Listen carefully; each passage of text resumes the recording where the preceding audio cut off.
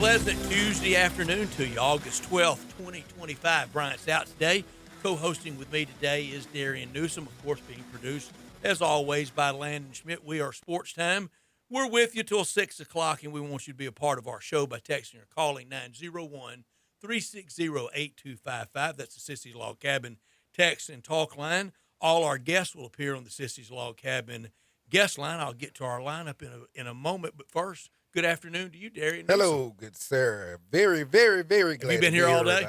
Well, pretty much all day. Either here or 1960 run. Union? Yeah, quick run to the doctor. But other than that, everything check out? Everything checked out. The oil lights are off. Good. Everything is all good. Nothing flashing? Nothing flashing. Nothing at all. But very happy to be here with you and Landon, as always. Any new windshield wipers or anything? Nope, nothing at all. Good, nope, good, nothing good. at all. Nothing at all. I don't want to violate HIPAA. Don't violate HIPAA. No, don't do violate. Now, you can talk about your health, though. Yeah, all good. All good. If you told me something in confidence, I can't tell it. Yeah.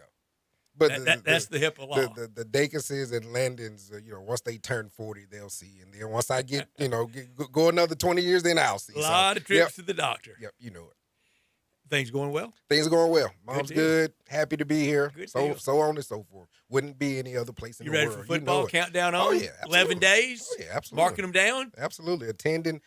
If you recall, last year I told you I was going to San Francisco. I didn't get a chance to make that trip. This time, the wife and I, we are hell-bent on going to see Atlanta. October 19th, 17th, something like that, in San Francisco. I have to go and see Levi. I hadn't seen Levi yet. I was there for Super Bowl 50. Yep. Good. You'll love it. Yep. I have not gone to Levi yet. And I got some Eagles. Block out a lot of time from San Francisco to Santa Clara, though. Yes. Traffic is for keeps. Yes. Yeah. I'm trying to stay as close to the deal as possible, smart. And let the drive be to the airport. And Super Bowl Sunday traffic was particularly bad. Oh, yeah. So who's your new favorite 49er? Jordan Watkins from Ole Miss?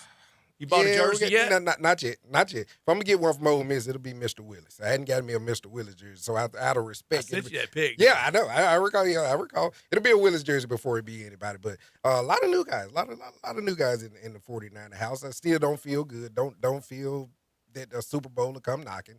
Not this year, but, we root for them as fans, but our job is to love it. So have you looked at predictions yet for the season?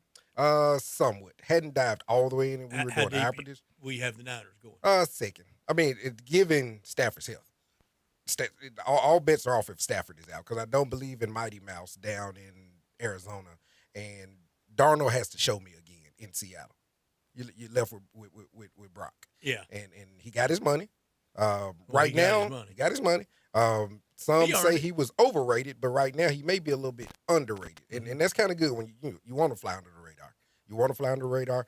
We get Ayuk back week 6, hopefully, but if that Christian McCaffrey turns an ankle, breaks a toenail, does anything, we're done. We're absolutely done. It all hinges on him. Dependent on him? Hinges on him. The operation, he's the transmission. It's not Brock Purdy's team? It's not Brock. Not right now. Being honest, it's not Brock right now. If I can get 85, 90% of Christian McCaffrey, I feel good. But it's not enough for Brock to overcome it yet. Just not yet. He hadn't shown me the Brady flashes yet, so to speak. But we will talk to the new voice of the Tennessee Titans today. Yeah. Landon, you ready? I am so fired up. Taylor Zarzer is going to join us. Got like 10 questions ready. No, I'm going to turn it all over to you? I mean, I'm going to try to withhold as much as I possibly can. I don't want to dominate the whole thing. Taylor's a good guy and will be big shoes to fill. Taking over Mike Keith, Coming in behind Mike Keith. Mike Keith on the Big Orange Network. That voice does something to me. His, yours, and there used to be one more. Was it Lapidus? But it's just a radio voice. It just gives you chills. As a kid, it made me want to sit in my car and not go in the house. That's very kind. In all honesty. I'm not close to that league. In all honesty. Mike Keith is great. My favorite Mike Keith story, I'll tell it. So the famous day, November 9th, 1996. You know what that is, don't you? Sounds like Peyton Manning Day. Peyton Manning? Well, he had something to do with it. Okay. It was the Tigers beating Peyton Manning. Tigers beating. Okay. And that day, post-game, I'm through, and by the time I get through, I get to Mike Keith's portion of the Tennessee post-game show. They had the locker room chat with the coach. They had the locker room chat with the players. That they'd gone over the statistics, and by the time I get to the car, it's kind of he's gone over before he opens it up statewide to callers, and then he does. And this was from my parking place at the Liberty Bowl Stadium to my driveway. This was the tenor of every call. Let's go to Darian in Memphis. Darian, you're on there. Total freak out. And he never fought him. He would just let them get it all out, wanting to fire everybody. Yeah. Peyton's overrated. Yeah. How in the world did we lose to Memphis? Let's go to Brett and McMinnville.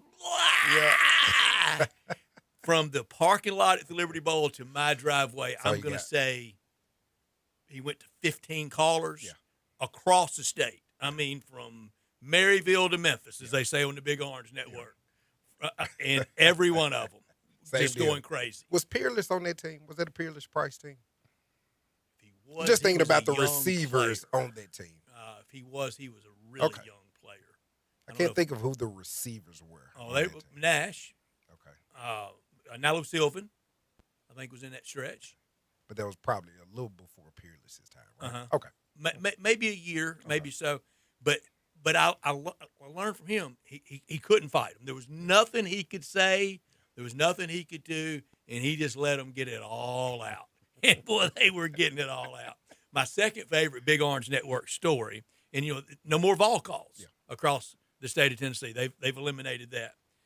The Monday night after they won the national championship against Florida State, I can't remember what night of the week that game was played on. It may have been a Thursday. Anyway, the first vol calls that month after that, I'm driving home from here, and I turned it on. And they kind of go through the first block of highlights from winning the national championship. Yeah. Tennessee's first since 1951. Coach Philip Fulmer's first, and John Ward final game, and Bob Kessling's kind of going through all that. And they said, after the break when we come back, we'll open up the phone lines and you can celebrate the national championship. First caller they go to whoever, wherever, and Darian, I mean, with all the sincerity and oomph of maybe winning a spring game, he gave the tacit congratulations. Hey, Coach, congratulations on the national championship. How's recruiting looking? I moved on. Hold on. I thought, are you kidding me? I'm crossing the old bridge about this time. Yeah. And I said, you just won a national championship, and it was with the enthusiasm of you won a church league softball game. Congratulations, Was it Coach. Because of said quarterback? No, it was on to the next thing, and that's what fans do. Yeah, that's on what to we the next thing. Yeah, that's what we do. But glad he brought it to us. I mean, for all intents and purposes, glad that old Rocky Top got one. Even though it wasn't with Peyton at the helm, I think we all celebrated T in some way, shape, form. I was very much for it. I was very much for Tennessee defeating FSU. They hadn't won one since. Nope, have not. It's been a lot of it going around here in this area. Or as I like to say to my Tennessee friends, Mike Dubose has won an SEC championship more recently than Tennessee. He won it the next year in '99. Tennessee hadn't won an SEC championship. That was Alabama, right, Mike? Since '98, yeah. Can you believe that? 99. 98. 98. Tennessee won 99. One more year, right? Yeah. That was the last one. Did you make it out to the golf tournament? Unfortunately, did not. But like I said, kept in contact with a lot of folks that were out there. Like I said, including our own Matt Infield, Terry Davis, who we have on John Harden's Happy Hour. A lot of folks, even my man Landon. Landon went out there 2 days, so I was very jealous of him. But he didn't work, so kind of upset at him. He didn't work, nor did he go. You got some sun. I did. So look, Brett. He didn't work, nor did he stop to get the chicken shack. I didn't get Scotty's chicken. Scotty's chicken shack. You get a pup? No, I didn't get a Pronto Pup. What'd you eat? I had a hot dog and a snow cone. That's good. That's pretty it. Good. Disappointed in him. You got to get a Pronto Pup or stop at Charlie. But he said not Charlie. Scotty's. But he said he didn't know. He said he did not know. Yeah, I had no idea. Dog leg at 18. Yeah. He said he didn't know that it was out there. I had no idea. And it was all the rave. All I heard about was lemon pepper or honey gold. So I wanted some. I wanted firsthand to know that's all you need how right they there. were, but I hadn't met a soul that ever tasted them. Not a soul. So it's not my fault. I didn't either. Not a soul. I ate a lot, but it wasn't. It was kind of the media room fare. Yeah. And of course, when I'm asking the media folk, they're like, "Come on, dude, we ain't going up that way." You know, got this little wristband. Yeah, we got this little wristband. Yeah, so. I mean, I can't go and spend money and make money. No, you can't. But 3.9. Oh no, yeah, 3.9 to Justin Rose, well deserved. But my big takeaway was JJ. JJ Spun is for real. I fell in love with him. I fell in love with him too. JJ Spun is for real. I was very, as the kids would say, mid about it. Yeah, going into the week. Yeah, but like that? But absolutely, I love it. Especially you use it absolutely. And this, you used it correctly. I gave the kids credit, and you used it correctly, good sir. But JJ, he said something Saturday that was really weird or eerie, however you want to say it. You know, we all know that game of golf is played in between your ears, and he said he likes being uncomfortable. He says he likes being nervous. He likes not really knowing that whatever he's attaining or trying to attain is in the bag. He likes pressure, I guess. I thought it was pretty silly of him. I'm like, no one can like pressure. You would rather have a 7-stroke lead like we did a year or two ago in the championships. No one likes pressure, but apparently he does. You know, he maybe 3 or 4 strokes back going into Sunday, and Lord and behold, he ends up in the playoffs. So shout out to JJ. Do you subscribe to the clutch gene, to the pressure gene? You think some have it more than others? Absolutely. Yes, absolutely. I do too. Absolutely. I mean, there was a Tiger. There was a VJ Singh once upon a time. Now, it's funny. We always give the credit for the clutch gene, the pressure pack. We go straight to Tiger. We go straight to winners. Yeah, winner. Okay, yeah, absolutely. Yeah. I wonder if there was ever a winner that really didn't like it. I mean, doesn't Jack have more second places? I mean, so I would give it. I mean, he's a winner, but also he was second place a lot of times. A lot of times he could have stayed there. Yeah. Rory was stuck in that spot until he finally overcame it. But I think JJ exuded it. What we're talking about. Who doesn't have it? Tommy Ladd. Tommy. It got to Tommy Ladd. It did. I mean, when 16 eats your lunch is there to be eaten. I would throw Akshay in there as well. I'm kind of disappointed that Akshay didn't continue because... And we thought that about Scotty for a while, too. Yeah. And then the light came on. But with Akshay, I thought that he was in such a driver's seat, that he was such an unknown. There were people coming from out the woodwork saying, who is this guy? I thought that would have helped him in some shape, form, or fashion with the pressure. Like, hey, house money. If I win this thing, house money. Joe Montana ate pressure for breakfast. Ate pressure. Lunch, and dinner. Easily. You know, that's my guy. That humbles me when you say that. I love me some Joe. Tom is not better than Joe. I'll say that out loud. Like, I don't know where we get that from, but yeah. I guess the number of rings. I guess the number of rings. So I do know where we get it from. And how he did it. And his story. Montana, not too dissimilar. No. Montana wasn't 199, but it was down there. Yeah. But he also was undefeated in those Super Bowls. So, hey. That's what I. And Brady was close to being undefeated, but Brady, I think, ended up being fortunate to get the ones he got, because some of those wins could have easily been flipped into losses, including that first one. And if it does, which direction does the whole thing go? And I think do the Patriots stay with him? Yeah, vice versa with the undefeated deal. I think if a ball doesn't get attached to a lid of a head, I think they complete a deal. So agreed. Rodney Harrison still won't really acknowledge that catch. And it was his man. Yeah, it was. And Tyree had the worst hands in the history of the sport. So he had to catch it off his head. Now, he had a touchdown catch in that game, too. Yeah. David Tyree did. Oh, he did. You tend to forget that. Yeah. You tend to forget that. And then the other portion that you remember is Eli getting out of all of that trouble. You think about the catch, and you think about Eli breaking and shaking off tackles. Case could be made that now the play would be whistle dead. Probably right. Probably wouldn't let it go on as long. The second grab or that second attempt when he got out. You mean the one that pulled it down over his shoulder? Yep. Maybe that one would have allowed it to be blown in. You may be right. Yeah. I've never thought about that. That right now that play probably wouldn't even have stood.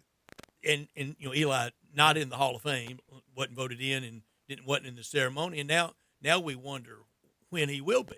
He will. He'll get there. If Sterling Sharp got there, I think there's definitely a place for him. Sterling Sharp, and he deserved it, and he 100% deserved it. I'm just coming from the question was always the length of time. Mm-hmm. Him, the Gale Sayers conversation.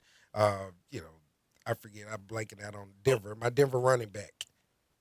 Terrell Davis. Terrell Davis. Those conversations always was a cloud over their head. I am so glad for Sterling that he got that, got that monkey off his back, so to speak. But Eli will get there. At some point. Absolutely. It could be a long haul, though. It could be and even if it is on the back of Brady, I'm pretty sure you saw the statue of Brady, right? Yeah. So AI has already gotten to that statue. So there's a huge statue, 17 feet tall, represents the 17 years that Brady played in New England. And AI has gotten to it, and there's an even bigger statue of Eli behind it. And I said, that ain't right. But I know those Giants fans did it, and I know why. Because he owns them in Super Bowls. So he got him twice. Got him twice. So AI was not wrong. That was one of the few times I was actually happy or pretty proud of AI and what it did. Our lineup today will include Taylor Zarzour, the aforementioned voice of the Tennessee Titans, taking over for Mike Keith. Taylor will join us at 3:30. We'll talk some baseball about 3:45. At 4 o'clock on a Tuesday, you know who we're visiting with. We're talking college football, and we'll talk the AP poll out from yesterday and Alabama naming a starter. We'll do that with Brent Beard talking college football from First Coast News down in Jacksonville. At 4:30, Darren and I will do our college football playoff bracket. Then tomorrow at 5, Landon and Bryant will do theirs. So we will do ours today. Big number of the day at 4:45. Bo Marchand every Tuesday at 5 o'clock talking the National Football League. We'll see what's trending around the world of sports. And at 5:45, we will have Mo's Crunch Time. We're in our Family Leisure Studios where family and fun come together, help them clear out the warehouse, all in-stock patio furniture, up to 60% off. 4-piece deep seating set, only $9.99. Chase Lounges, buy one, get one half off. All Hollywood furniture, 20 to 30% off. Free umbrella with dining table purchases. Special financing available at Family Leisure, 2120 Witten Road, just north of I-40. This hour every day brought to you by Lexus of Memphis at 2600 Ridgeway and online at lexusofmemphis.com. Great offers on all 2025 models and always special leasing options. Drive in luxury and confidence knowing that every new Lexus comes with complimentary first and second maintenance services. Call them at 901-334-9673, but they invite you to stop by the only Lexus dealership in Memphis at 2600 Ridgeway and put yourself in the driver's seat of the all-new 2025 flagship LS500, and you'll be looking and you'll be driving in style. When you purchase a Lexus, you get top-of-the-line engineering and design, and they make for a luxury driving experience. Online at lexusofmemphis.com. Experience amazing at Lexus of Memphis. Top story of the day. All right, Brett, I'll get you kicked off. We all love lists, so my top story today comes from a list. ESPN has released their top 50 players. They have ranked the top 50 players in the 2025 in-season update, and I do not disagree with it. I do not agree with it, especially the top portion. The top portion, you have Aaron Judge at number 1. Is there an argument that Shohei is not the best player in the world? If there is, I will shut up and listen. I missed Aaron Judge's pitching starts. I missed the Aaron Judge pitching starts. That's the main reason this stood out to me as my top story. Love the list. As a whole, I think they got it pretty much right. But no way on God's green earth. Where do they have Brendan Donovan? Not sure. But the top 10 quickly, Shohei is number 2. Tariq Skubal. I am appreciative of them honoring what he is doing up in Detroit. The biggest defender supporter. And he was on him way before. He was on him first. He was on him first. We can definitely agree with that. I was with you guys when he was on him. Big Dumper. What a move. Brian Dacus, the national fan club president for the dumpster. Another one. This is the Brian Dacus list. How about I just stop right there? Bobby Witt Jr., number 5, another one of Brian Dacus' guys. I had him as my preseason AL MVP. Absolutely. Number 6, another Dacus guy. Paul Skeens at number 6. Pete Crow Armstrong at 7 from the Cubs. Jose Ramirez from the Guardians. Any reference to him, just say PCA. Just say PCA. Okay, gotcha. And then Zach Wheeler from the Phillies and Garrett Crochet coming up the rear at number 10. I love what my honorable mentions, rather. I love my man Schwarber. Schwarber, when he was traded from the Cubbies, I don't think anybody saw this coming. But I'm really glad of what Did the Cubbies see it coming and deal him out of Wrigley? Yeah, and dealt him out of Wrigley. A hitter's home. You know, I just don't get it. But really, go to ESPN.com if you would like to see the list. But that was my top story of the day. The Cubs had a dynasty, we thought, didn't they? Got the one, broke the jinx. That was enough for a lot of fans. I thought they were going to win 3 or 4 over 10 or 15. They had young players. They had pitching. They had it all. They had it all. Like the Red Sox did after they finally turned around the most fabled curse in all of sport, the curse of the Bambino. They break through, and then they do it in 7. They do it in 13. They do it in 18. I thought the Cubs were going to do that, but they got the one. They could get one this year, so that would be 2 in 10 seasons. Cubbies and the Cardinals still in the faint wild card playoff. Oh, the Cubs will be in. Yeah, Cubs will be in. Cardinals. Yeah. You're not believing that, are you? You're not believing I hope so. My top story, 10, count them, 10 teams from the SEC in the, what I like to call, not preseason poll, but the 0-0 AP poll, or as a complete numbnut used to say in Memphis, the AP Press poll. That would be the Associated Press poll then, wouldn't it? Yep. If you said the AP Press poll, number 1, Texas, 5, Georgia, number 8, Bama, number 9, LSU, 13, South Carolina, with the player, Lenoris, the God Sellers at quarterback, 15, Florida, 18, OU, 19, A&M, 21, Ole Miss, 24, Tennessee. Mizzou and Auburn receive votes. That's 12 out of 16 either in the poll or getting votes. How insignificant are you if you're in the SEC and you didn't even register a vote? Very, very. I mean, very. Mike Dukakis got some votes. Absolutely, but the whole point of being in the SEC, they're casting those checks. So Kentucky, Arkansas, Vandy, Mississippi State, Bagel. That's rough.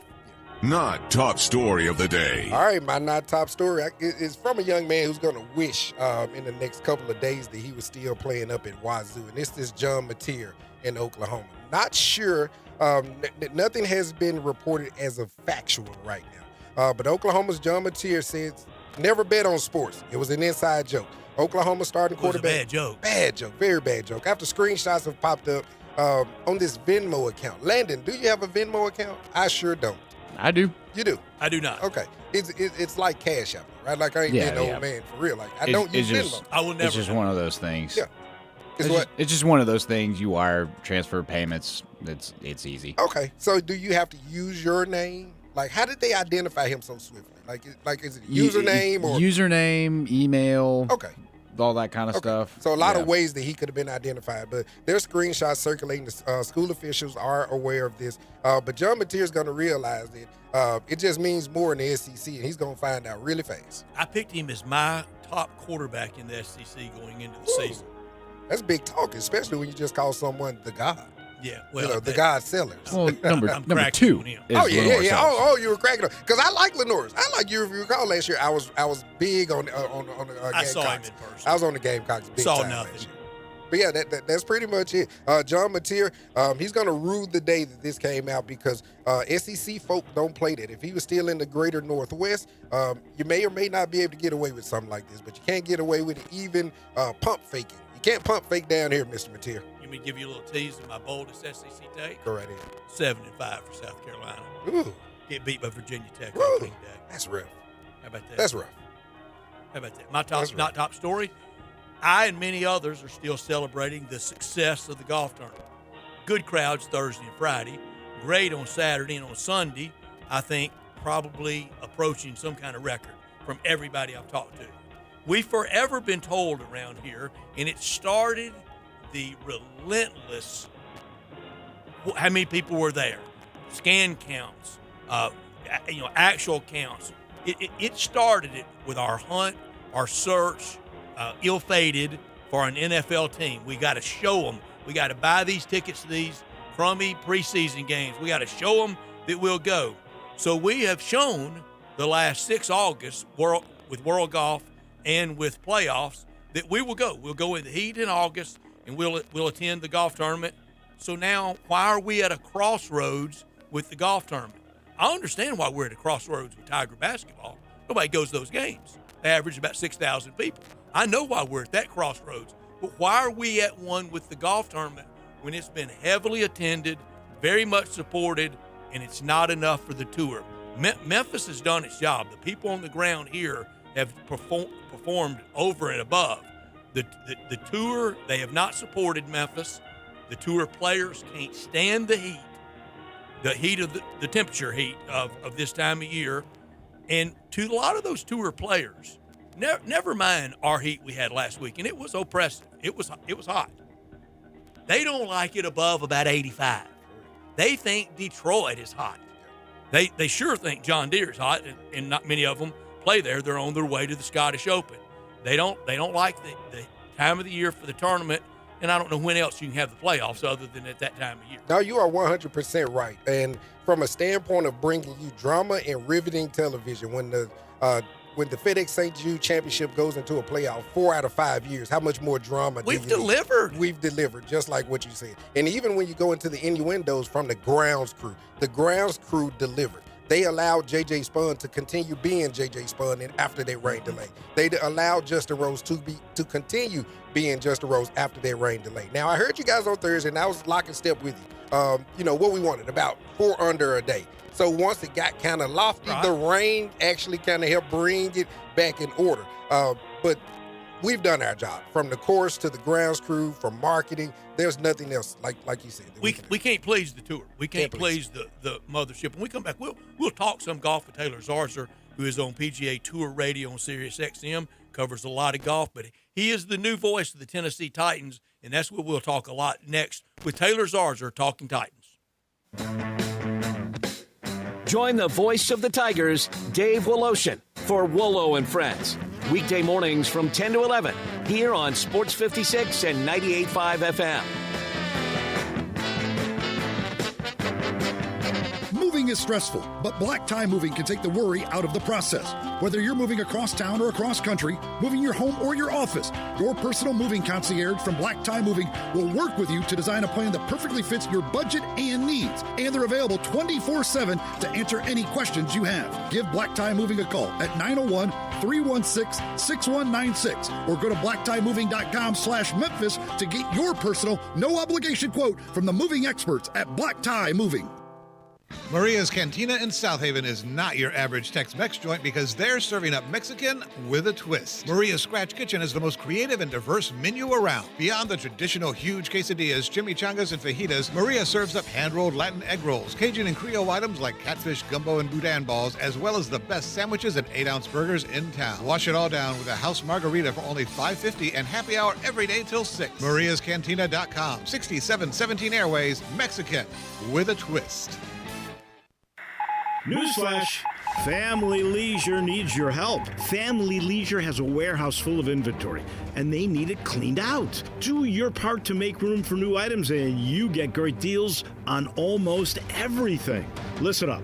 All in-stock patio furniture, it's up to 80% off. You can get a 4-piece deep seating set for under $1,000. Chaise lounges. You buy one and you're going to need another, and that other one will be 1/2 off. All Pollywood furniture, it's now 20 to 30% off. You buy any dining table, you're going to get an umbrella absolutely free, and they're not cheap. Now, is financing available? You better believe it. Special financing is a go. To sum it all up, Family Leisure has got to clear out its warehouse inventory, which means you're going to rack up the savings. Help Family Leisure clear out the warehouse. Family Leisure, Whitten Road at I-40, where family and fun come together to clean out the warehouse. Since 1948, in the alley, the Rendezvous. I'm with John Burgos. John, what's going on in the Rendezvous? Brett, after 76 years, we've decided to expand our product line. Anyone who's tasted our ribs is familiar with our vinegar-based. It's now available in a 32-ounce jar. It's so good to baste or marinate all meats. I even put a little bit on turnip greens. Something we've been using at the restaurant or at our house has been the Greek seasoning. My father was a cook, but my mother was a chef, and she was the one that put Greek seasoning on everything from a Mediterranean diet or a steak. My mom used it on soup, salad, veggies, fish, any meats. It's a great seasoning and a flavor enhancer. My brother Nick figured out salt and pepper was more than just McCormick's and Morton's. He's come up with a perfect blend we use to coat our shoulders and our brisket, and he used to make it for his friends as Christmas gifts, and they loved it. All these products are available at the Rendezvous or online for shipping as gifts and in many grocery stores. And if they're not in your favorite grocery store, ask your grocer to stock it. A beloved family affair and still going strong since 1948, the Rendezvous. Sports 56 traffic. Good afternoon. TDOT still assisting with a couple of earlier accidents. Here's what we're seeing. Heavier traffic in a couple of spots on Sam Cooper, especially going outbound. It's only going to get heavy there on Sam Cooper as you get back up on the interstate. Speaking of the interstate, it's moving right now over here on 40 eastbound at Sycamore View Road, making that drive all the way out towards Fayette County. If you want a greener, more weed-free lawn, then call Brandon Holly right now at Lawn Solutions. That number in Memphis is 867-5626. I'm Commander Chuck with your on-time traffic.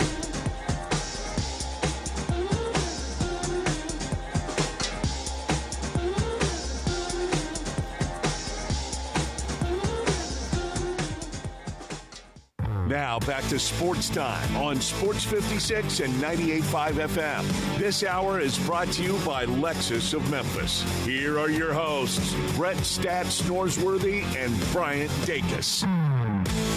Brian is out today. In for Brian is Darian Newsom, Landon Schmidt, our producer. And I know, Landon, you want to join in on this next guest because certainly do. We will talk a lot of Titans with the new voice of the Tennessee Titans.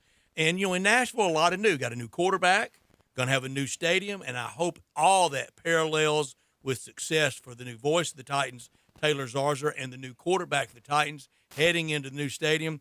We've got the voice of the Titans with us now, Taylor Zarzour. Taylor, let me speak for a lot of people. Congratulations, well earned, and you will crush it. Congratulations, Taylor. Well, Brett, you've been a great friend for a long time, so that means a lot to me, and I'm super excited about this opportunity. And I've been the last few weeks in Titans training camp, and we've been on a 10-day, 9-night road trip. We're in the middle of it right now. As we're just outside of Atlanta, Georgia, practicing against the Atlanta Falcons, and we'll do it again tomorrow, and then play them on Friday in our second preseason game here after the Tampa Bay Buccaneers last week, and I'm just having the time of my life. I love SEC football. I know you've had me on to talk about that, and I love the PGA Tour, and I know you've had me on to talk about that, and maybe we'll do some of that in the future, but it's fun wearing a couple.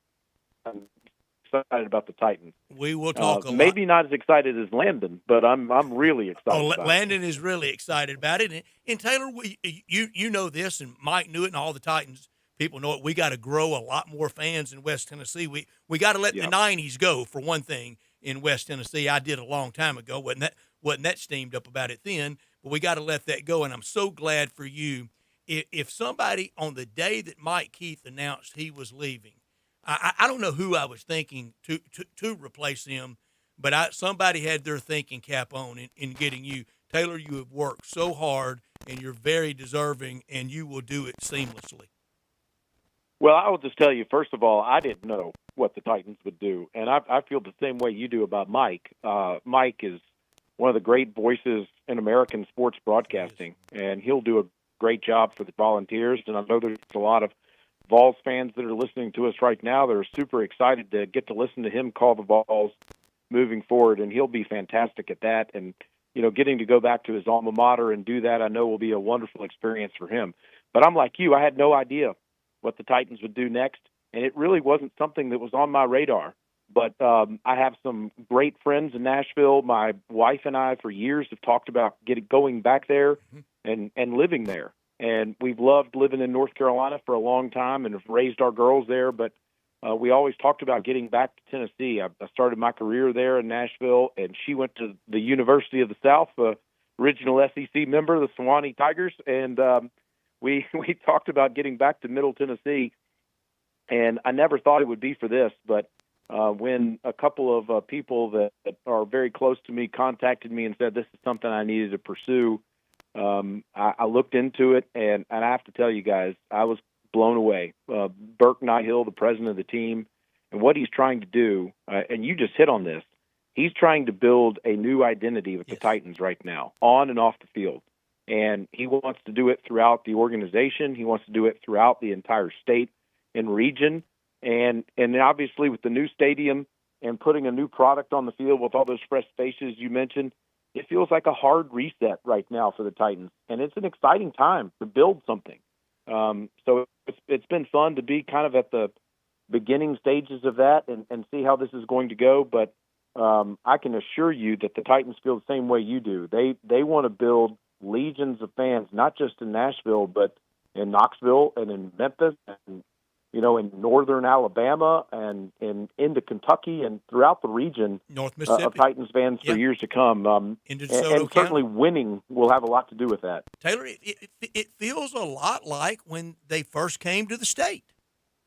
Yeah, it does. It does. It does feel like, look, this is after you go through 3 years of what the Titans have been through the last 3 years, you have to make some tough decisions. And the Titans did. They have a brand new general manager. They have a new man in charge of football operations. They have a new quarterback. They have a second-year head coach. They've made a ton of changes on the field and off. And there is a lot of energy around this place right now with all that enthusiasm and fresh faces. Something happened today at practice I have never seen, and I asked Jeffrey Simmons, their great defensive lineman, about this after practice. Cam Ward, after practice, and it wasn't the best practice ever. Any Titans player or staff member would tell you that today. And there are going to be ups and downs, obviously, when you have such a young team. But after practice today, Cam Ward addressed his team, and it was unprompted. And he said, guys, we have to be better than this. I have to be better than this, and we have to hold each other accountable moving forward. And I asked Jeff after practice, I said, have you ever seen a rookie do that in training camp? And he said, I was just thinking the same thing. He's like, no, I've never seen that before. There is a guy, quarterback, alpha, that was born to be a leader. And I think that ultimately he is going to take them to a championship level. I'm not saying it's going to happen immediately, but I do think he is the man that will do that. And they obviously have to put a lot of pieces around him in the next few years. But I do. I'm blown away by him and the leadership around the Titans. I can promise you this is very strong. It needs reps. It needs experience. But it's there. You can certainly see it. Hey, Taylor, when you talk about championships, it brings me to the Philadelphia Eagles where a guy like Hurts had a Kelsey in front of him. So as I look up and down the roster, I see Lloyd Cushenberry is back.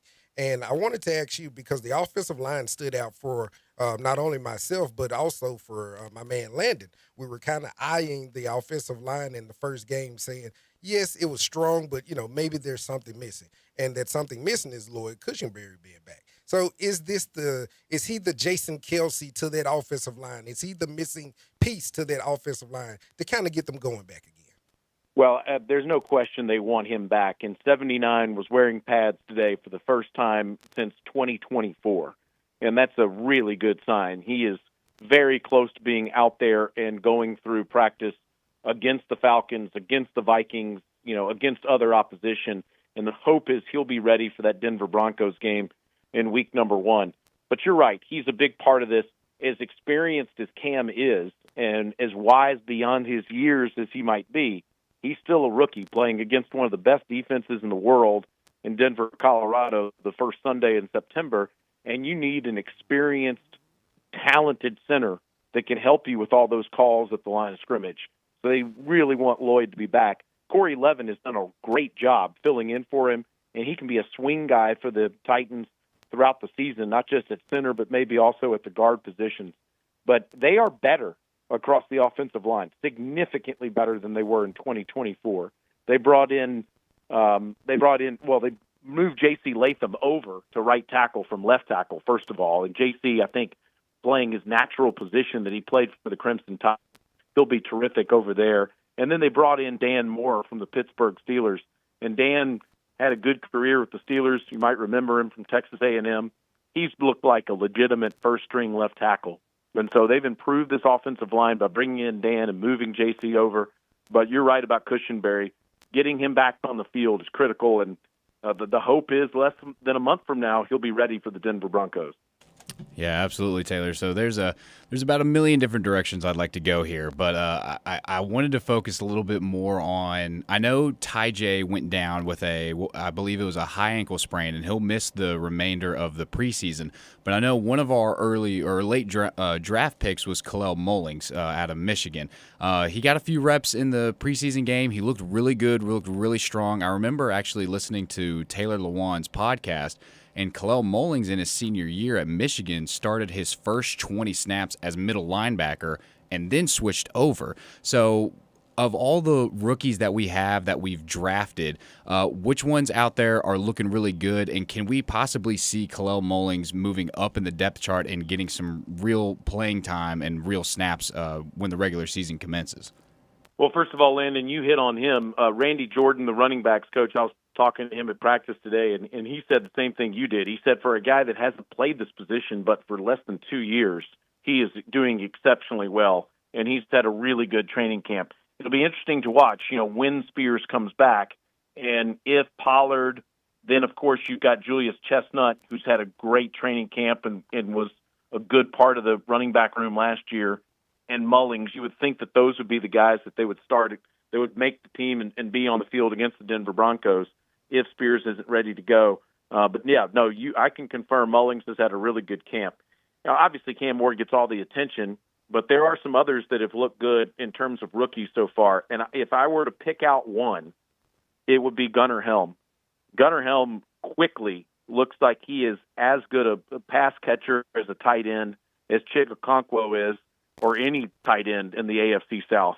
I think that he could quickly make a difference catching balls from Cam Ward, number 84 that played for the Texas Longhorns last year. You're not going to ask him to do a lot of blocking when he's out there on the field. There are other tight ends, especially Okonkwo, and a number of others like Thomas Odukoya that they have on the team that are going to be better at blocking than he is. But pass catching, don't be surprised if Helm becomes the second or third favorite target of Cam Ward as the season goes along. Calvin Ridley, obviously, at the top of the list. And then Olawufemi Oladejo, Femi, number 7 for the Titans. This guy's only been a pass rusher for 2 years. He was an inside linebacker for most of his career, and last year at UCLA, they moved him over to become a pass rusher, and he became one of the first pass rushers that was picked in the draft, picked in the second round. So he has a ton of talent. I still think he's a bit raw, and it'll take him a year or two to really develop into a frontline NFL pass rusher, but he looks the part, man. Those arms of his, I don't know if you guys remember just seeing Will Anderson's arms when he was playing at Alabama and just how much length he has. Femi reminds me of him a lot. The way he's built, the way he can get to the quarterback. Anderson came in as one of the most experienced pass rushers in the game. It'll take Femi a while to get that kind of experience, but he looks like Will Anderson when he tries to get to the quarterback. Taylor, you'll love this. After the 2021 game, that was famously pregame when Coach Lane Kiffin at Ole Miss said, have the popcorn ready, and then that day it was mostly tied. He had a good line. He said post-game, he said, we couldn't even catch Will Anderson to hold him. Yeah, I mean, it's crazy. That guy is just – and, everybody talks 2 years ago about C.J. Stroud coming into what was at that point one of the worst, if not the worst teams in the NFL, right. And going to the playoffs the first year. Well, Will Anderson had everything to do with that too. Stroud on offense and Anderson on defense. That'll be tough for the Titans to go against the Texans here in 2025. But you keep drafting players like this, and the Titans are going to turn things around pretty quickly. And as you guys can tell with my other job calling SEC football, there's a ton of SEC players out on the field that I've been calling the last few years. I walked off the practice field with Brandon Allen, the old Arkansas quarterback. He's the backup behind Cam Ward, and he immediately came up to me and goes, hey, what Arkansas games are you going to get this year? So it's fun to talk about all that stuff with those guys. Brandon Allen, the best quarterback the state of Arkansas high school football for the Fayetteville Purple Dogs ever That's produced. Right. He's number one all time. Do you have your SEC game for week 1 yet? I have the Kentucky Wildcats against the Toledo Rockets last Saturday in August. Yeah. And folks, let me tell you something. I'm objective when it comes to the Saturday games. Obviously, I'm not on Sundays. But I got to tell you, I think we got a great one in week number 1. I think Toledo is one of the best teams in the group of 5. And if they beat Kentucky week 1, it wouldn't surprise me if they become a playoff contender out of the group of 5. Jason Candle is one of the better coaches in college football and has been at Toledo for a while now. Kentucky, we'll see what they have here in 2025.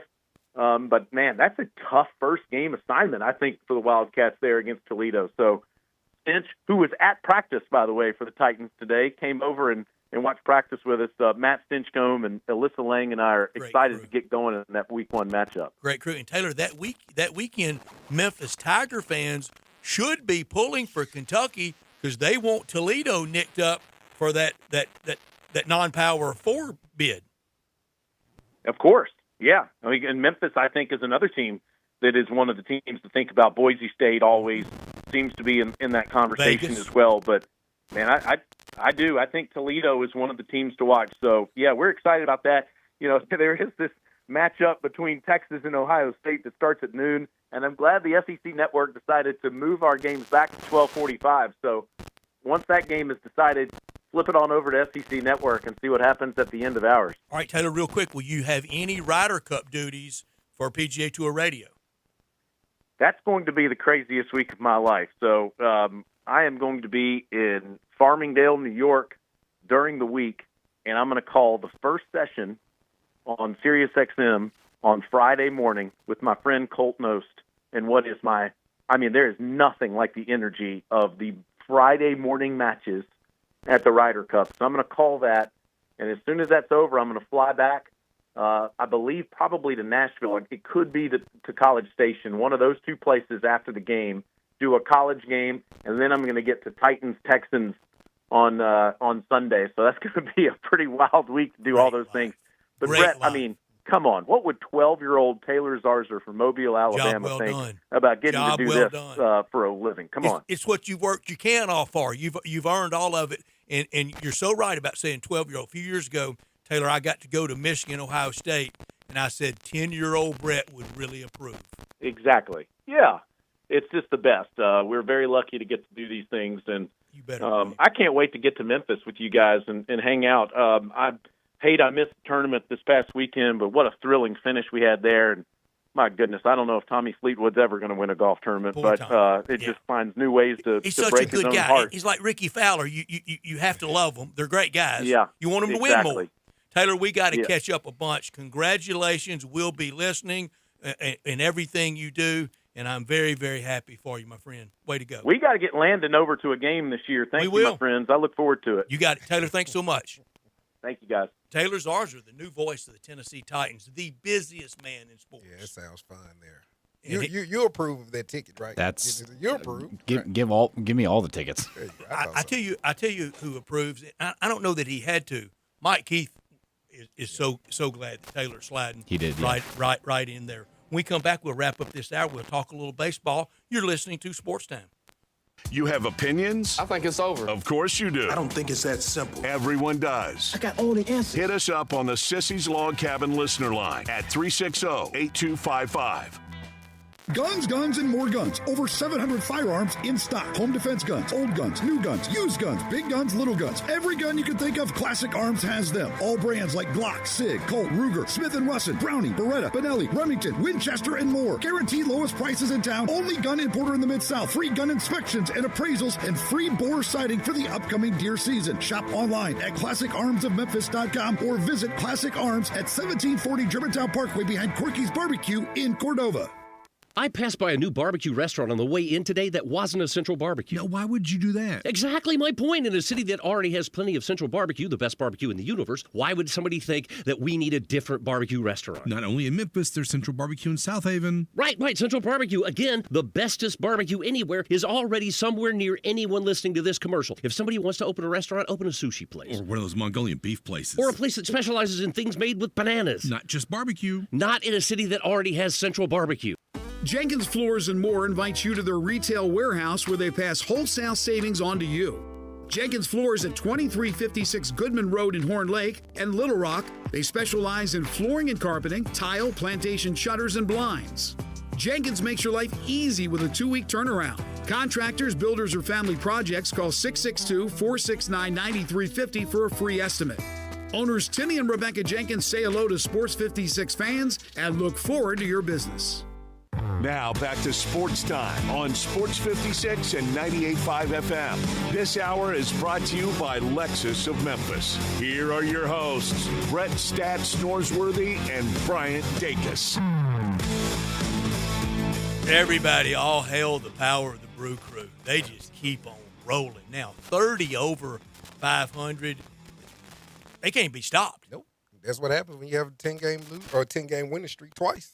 What, 25-4 in their last 29? Yep. Is that right? I think that's pretty close. If it's Something not like right, that. Pretty doggone right. They are rolling for sure and running off and hiding for the National League Central, but also running off and hiding for the 1 seed in the National League, and in pretty good shape for the best record overall. They are clear of anybody in the American League, and that will matter in October. And in October, we now know the World Series dates are set.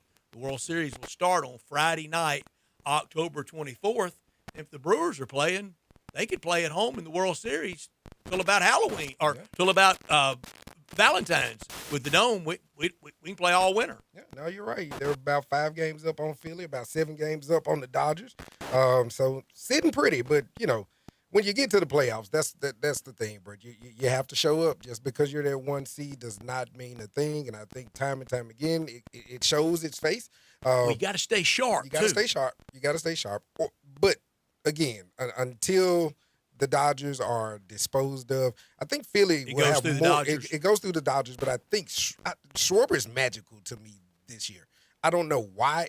I'm with you. It goes through the champs. It goes through the champs, the Dodgers. All the Dodgers. But there's something magical. It kind of feels that's going on in Philadelphia. I don't know what it is. Can't quite put my finger on it. But I like it. Not an NL East guy by no stretch of the imagination. But the Phillies are convincing to me, to say the least. American League, until they're eliminated, whether it's regular season or knocked out of the postseason. Those trash can boys. It goes to the Yankees. The Yankees. Okay, I thought you were going Houston. Because I actually like Correa coming back. I think there was a championship move, Correa coming back home. I definitely love They're that always move. around, but the Yankees in October are synonymous. Absolutely. They're just a little bit different, but they better watch it as I look right here at the Look out for Seattle catching Houston. They are, tied in the L column with Cleveland.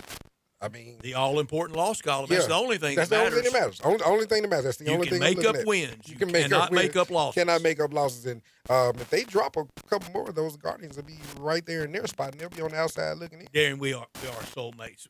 And absolutely. At 5:30, we're going to get to some NBA stuff, and we very much agreed on that in conversation before the show.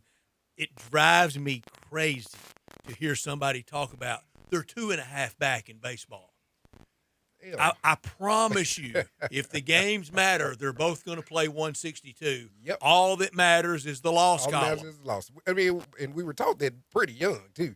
So, I don't know who these people I think some needed to relearn it. I need to relearn it. I don't know where they're being, taught their baseball math or whatnot. But we were always taught it's the L column. It's the L column. Jack Buck used to it's the L column. Preach it. Yep. You can make up wins. You cannot make up losses. No way, shape, form, or fashion. But Cardinals had to win last night, didn't they? Yeah. That was must, and it was you could feel it through Chip Carey and Brad Thompson's voice.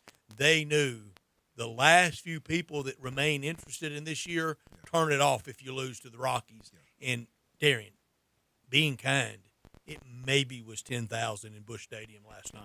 Yeah, maybe. I know you're a numbers man. That's being kind. But you're right. I almost thought about attending a game just so I can see a W and letting the opponent be a Rocky. So I'm going at first week against the homeless A's. Yeah.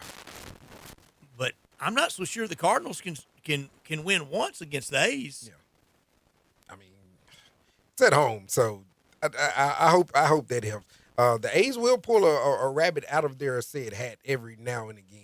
Aren't they the Vegas A's right now? Is that what we're calling them? Well, homeless. Homeless. They're just out there calling them homeless. Drifting around. Drifting around. They're not in Oakland. Agree? Agree. Uh-huh. I mean, they're very much not in Oakland. Yeah, very much not. They haven't made it to Vegas yet. Correct. They're playing at Suter Health Park Stadium /.com something in Sacramento. They don't want them. They don't want to be there. Yeah.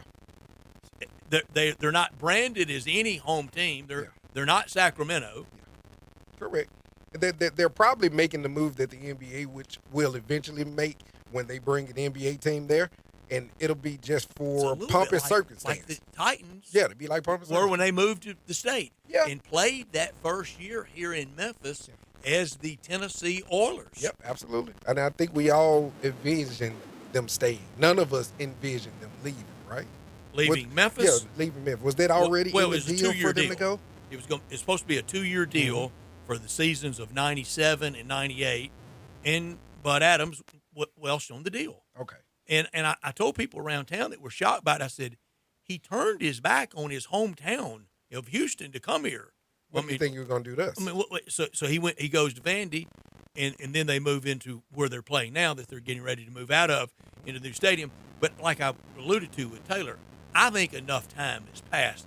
The still running hate of anything Bud Adams and anything Titans, I think is horribly displaced. Yeah, like you said, you got to let the names go, right? At some point, you got to let it all go. You got to let it all go and move on.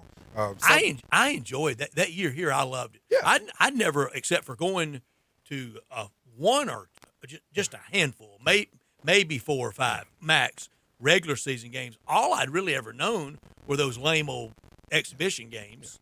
And coming from me, being an Alcorn State grad, seeing Aaron McNair, great to deal with. Someone Blaine Bishop, Eddie George, you see those guys, Chris Sanders, absolutely, and Keith to Bullock, see that they were good guys. They were good, and they were really trying to be Kevin very Dyson? Accommodative.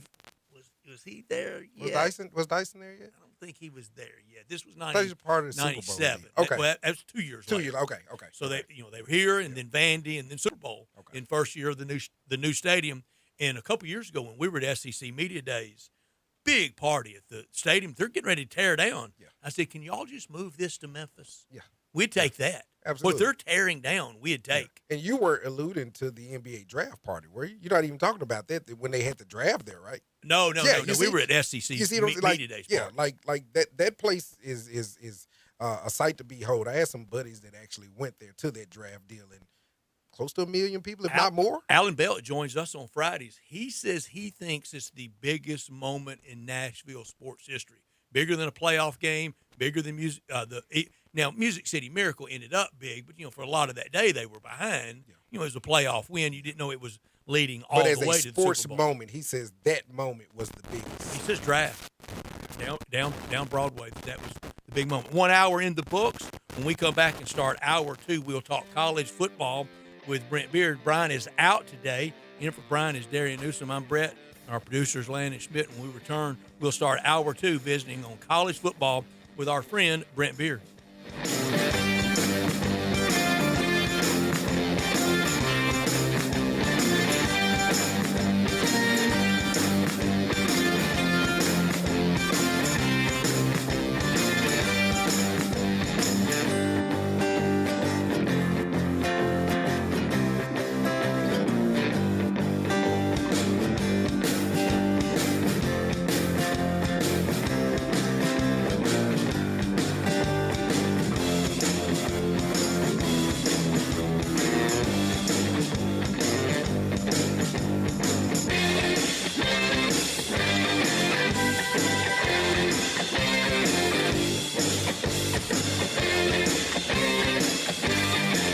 Sports 56 and 98.5 FM. Available locally on your radio dial as well as around the world online at sports56whbq.com. Take us with you everywhere by downloading the Sports 56 app. And at home, just say, Alexa, play Sports 56.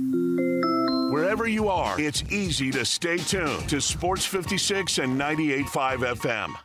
Top Gun is the largest indoor range in the Mid-South, but size isn't their only difference. Top Gun has the best instructors with over 300 years combined experience and classes all the way from first shot to master marksmanship. Plus, Top Gun is affordable. Gold membership is just $48 a month. That's just $1.60 a day for unlimited range time, free gun rentals with purchase of ammo, and members lounge access. Top Gun 2770 Witten Road and TopGunMemphis.com. Always shoot with the best. Top Gun Memphis.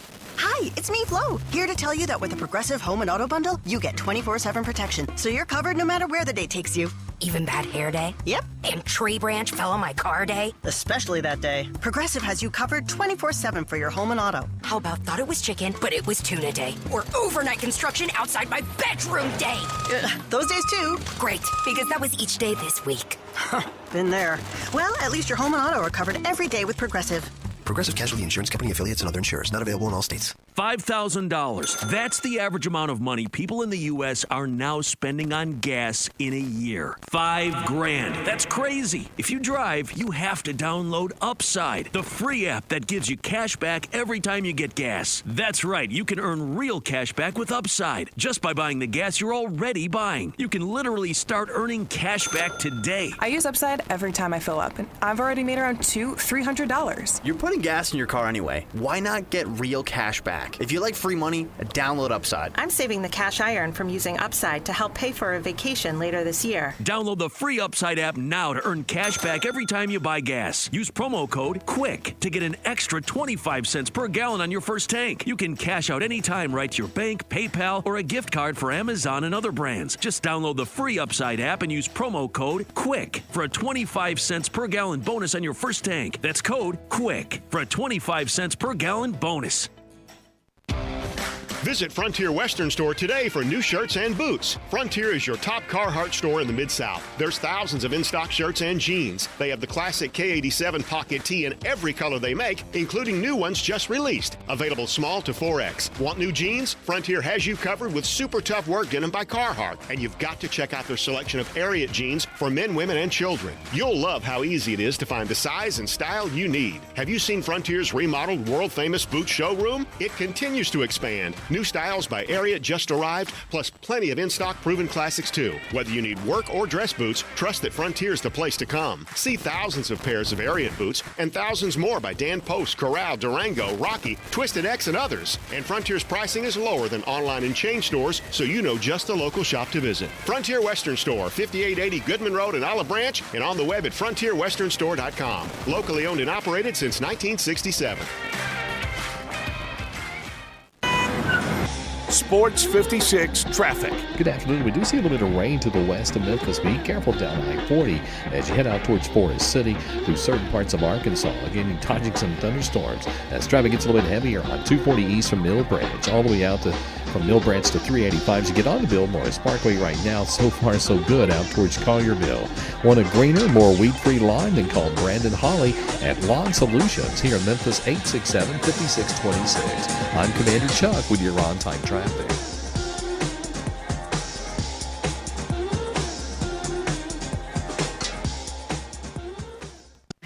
Broadcasting from the Family Leisure Studios, we are Sports 56, WHBQ Memphis, and W253DF Memphis.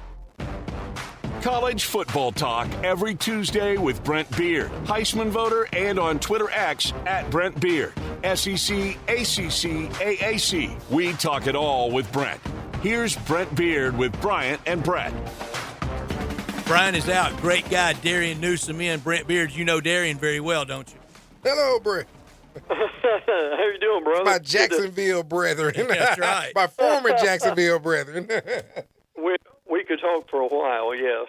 Are y'all still burning up down there? It is.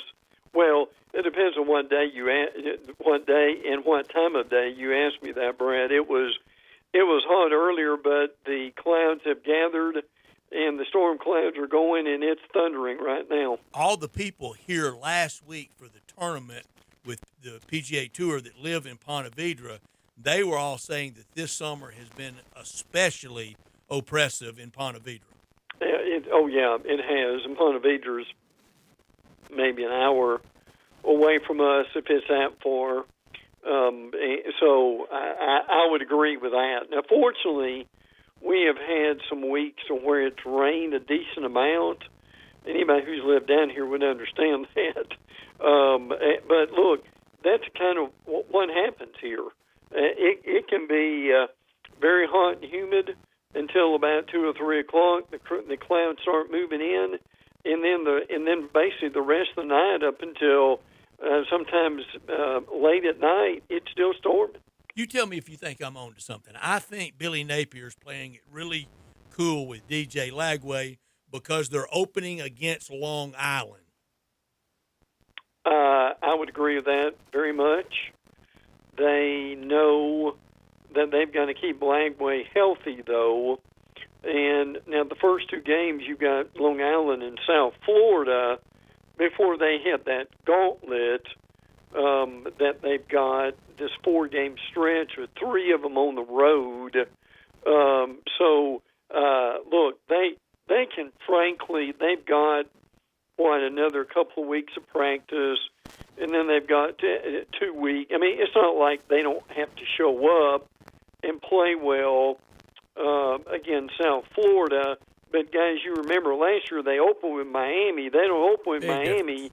I mean, they play Miami later on in the season, but it's not the good thing is it's not immediate. There'll be more Gator fans in Miami than U fans, won't it?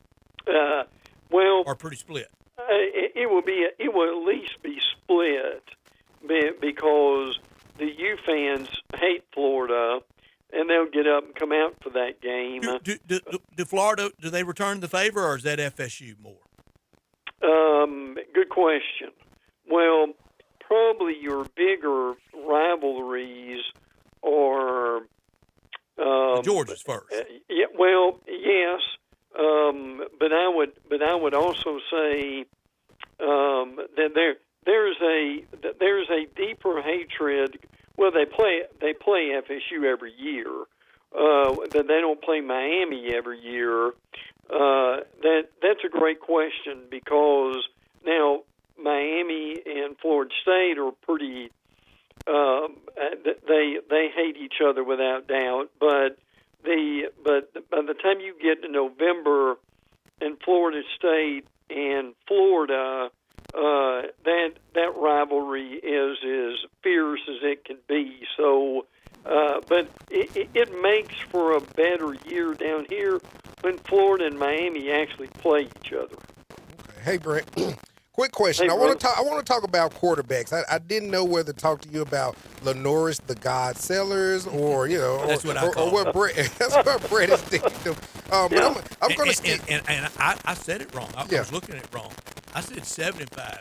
Brent, my hottest college football hot take, 5-7 for South Carolina. Oh, I'm sorry. Wow. And that was my sleeper team last year. But I want to get into just sheer numbers. If I say there's a big 3, there has to be 3 to show up. So I'm sticking with this deal of big 2. The big 2 that showed up to the SEC was Texas and Oklahoma. We've seen the big 1 show up. We're waiting on the big 2. So this whole thing with John Mateer. My question is for fans that are hoping and wishing that this was the year that the Big 2 fills out and Oklahoma finally shows its face and gets to the playoffs, whatever their end goal was supposed to be. Does this thing with John Mateer kind of this I guess gambling screenshot deal, does this hurt them in any way, shape, form, or fashion? Or are we, like Brett just told me, are we so desensitized to this? Does the train just keep on going? The NCAA and even the schools are hypersensitive to the gambling issue, and they will almost ignore other things. But if the gambling thing comes up, that now they obviously have announced they've launched an investigation in it. It appears he's gambled twice.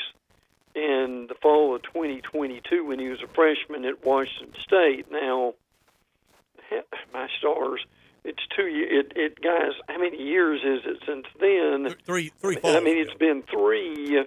And at some point, when do you let that go if there's been nothing else that's been going on? I mean, I don't see any reason he needs to be suspended for the year or even suspended for a great number of games.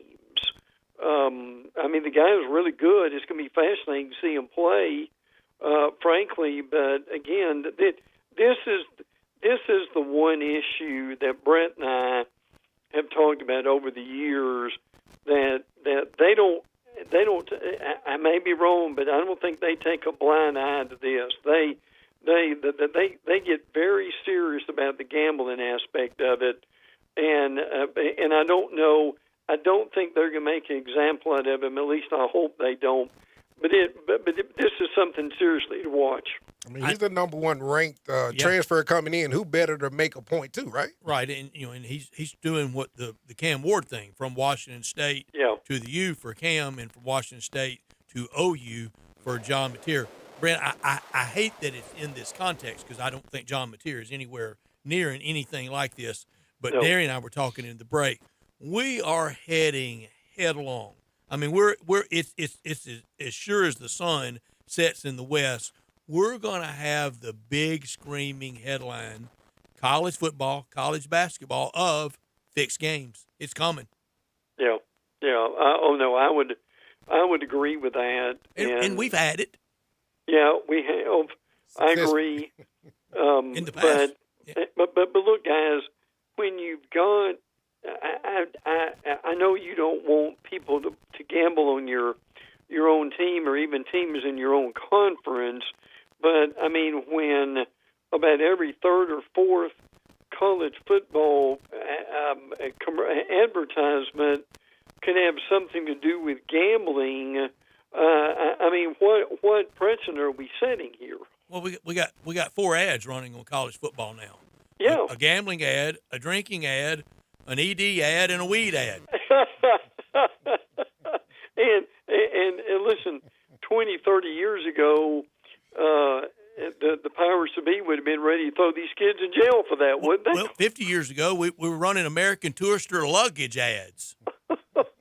and now look at where we are, and you know we're just awash in it. You know what's going to happen. At quarterback, Alabama has named a starter. He's been on campus 3 years.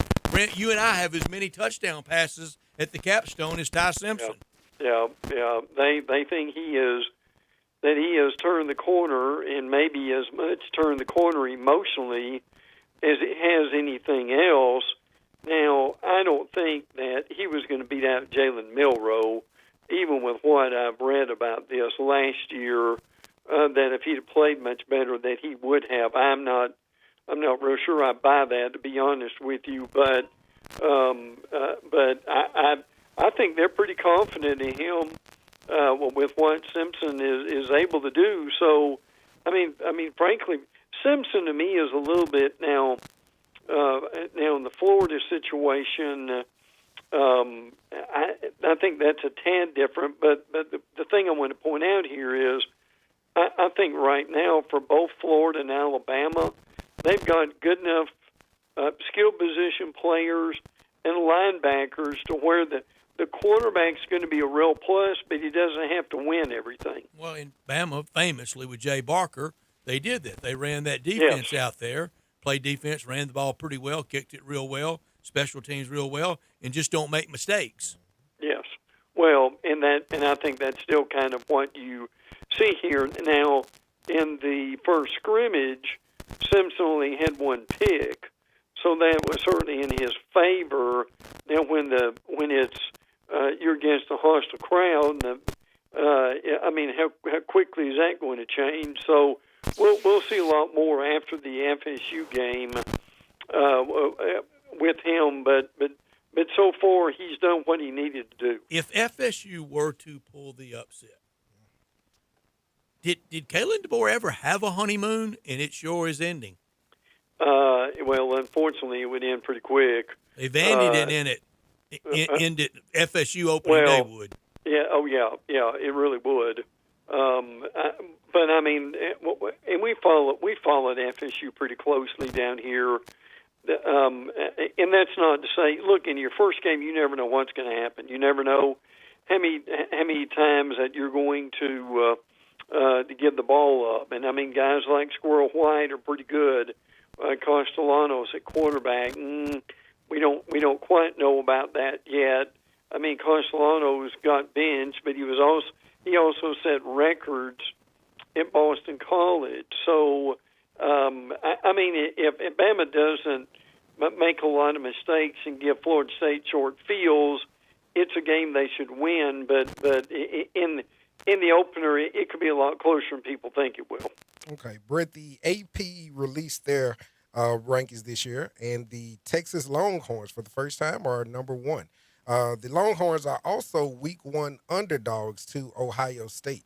So I'm looking up and down this schedule just to say, if Texas does go into Ohio State and win, are they off to the races on an undefeated schedule, or is this Georgia game, November 15th, their biggest hiccup? Because I don't see a lot of L's on this schedule. I know. I would agree with that.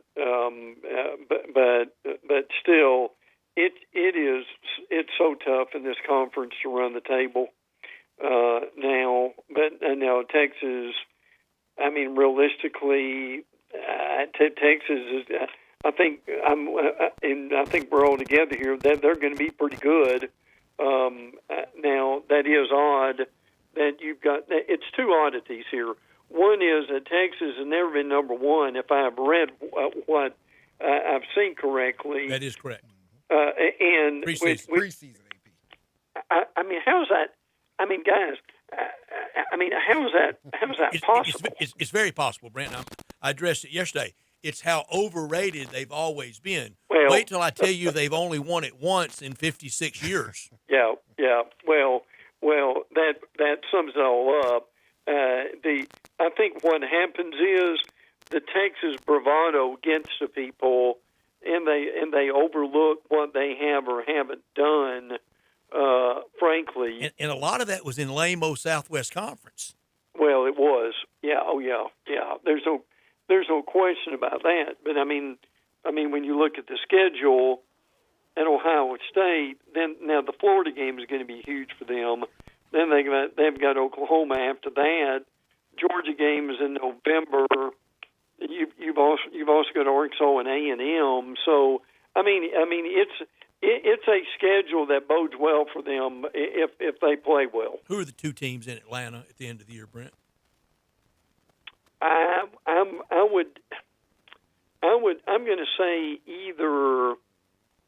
going to say either Alabama or LSU.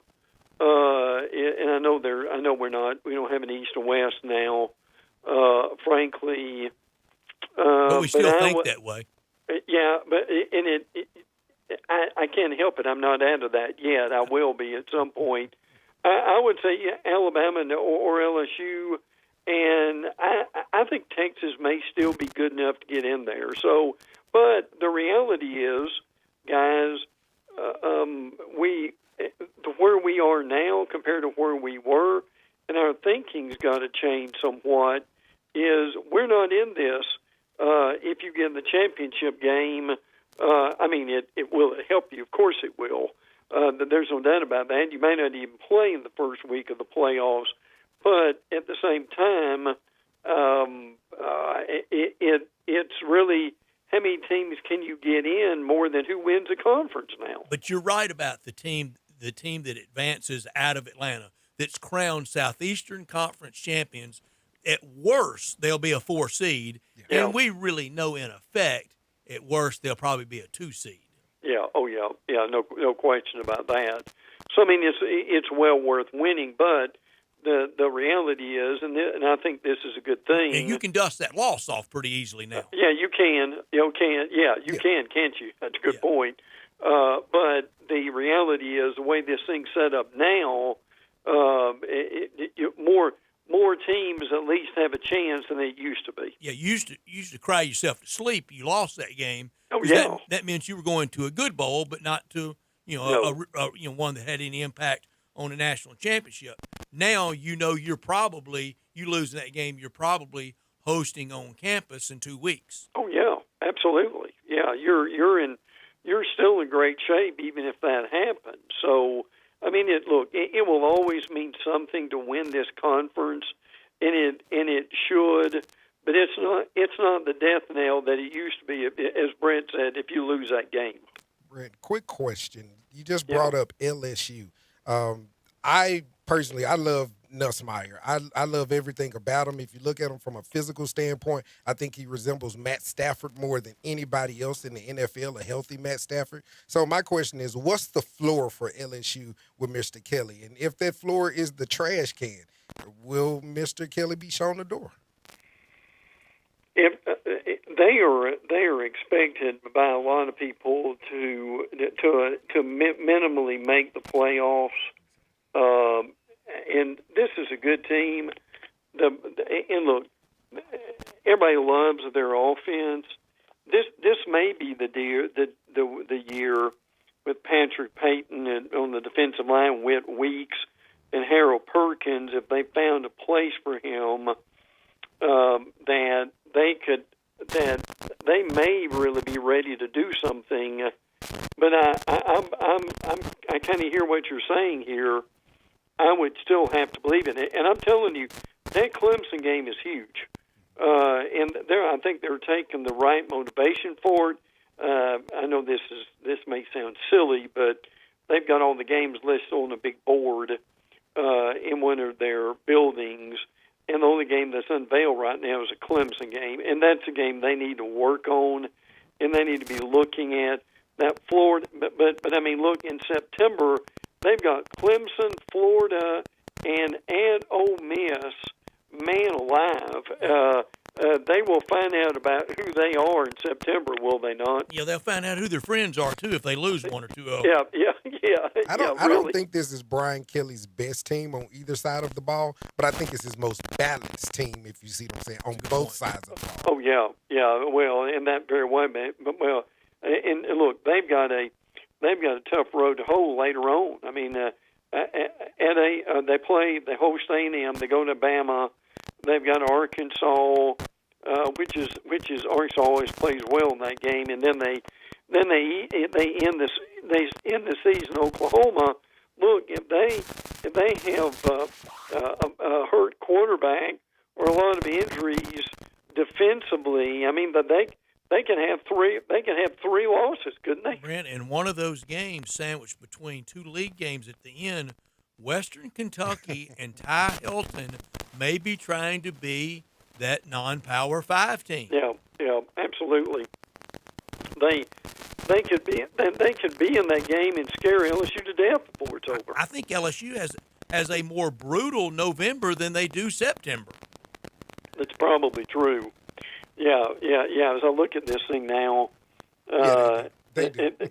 That's a really good point. Yes. It's all tough. Brent, we'll visit again next week. We're getting really, really close. It's here. I'm no longer in pain because it's here.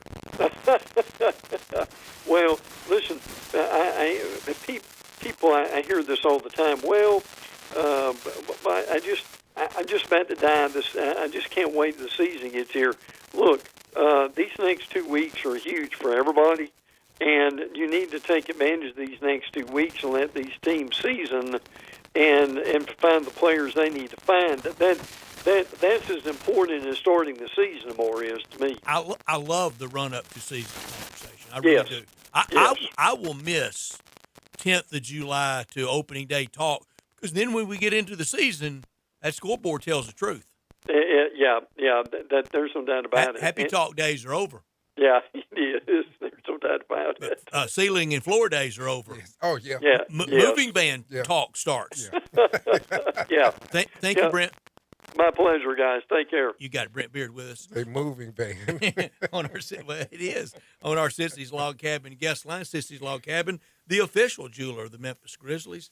Thank you so much from us to Sissy's Log Cabin for their support with us, their friendship with us. That great location at 4542 Poplar, supporter of Tigers Athletics as well. And they will be our sponsor again this year when we look back every Monday at 4:30 at the weekend in the SEC.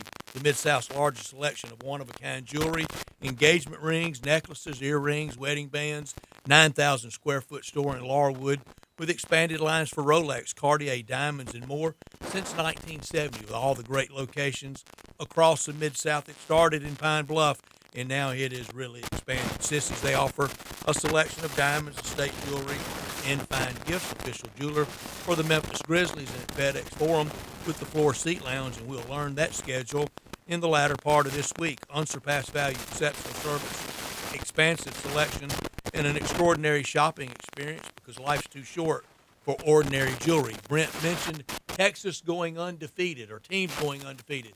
Here are the odds from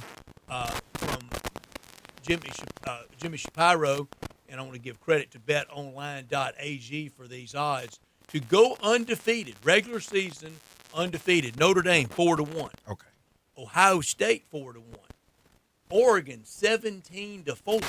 That's plus 425. I'm glad they did the math for it. Yeah, I'm glad they did. I had to take my shoes off. And then I don't know if I'd get anything out of that. Penn State 9-2 plus 450. Texas 5-1. Bama 11-2. Clemson 11-2, and Georgia 11-2. That's plus 550. All the way down to go undefeated. Ole Miss at 10-1. I got $10. Yeah.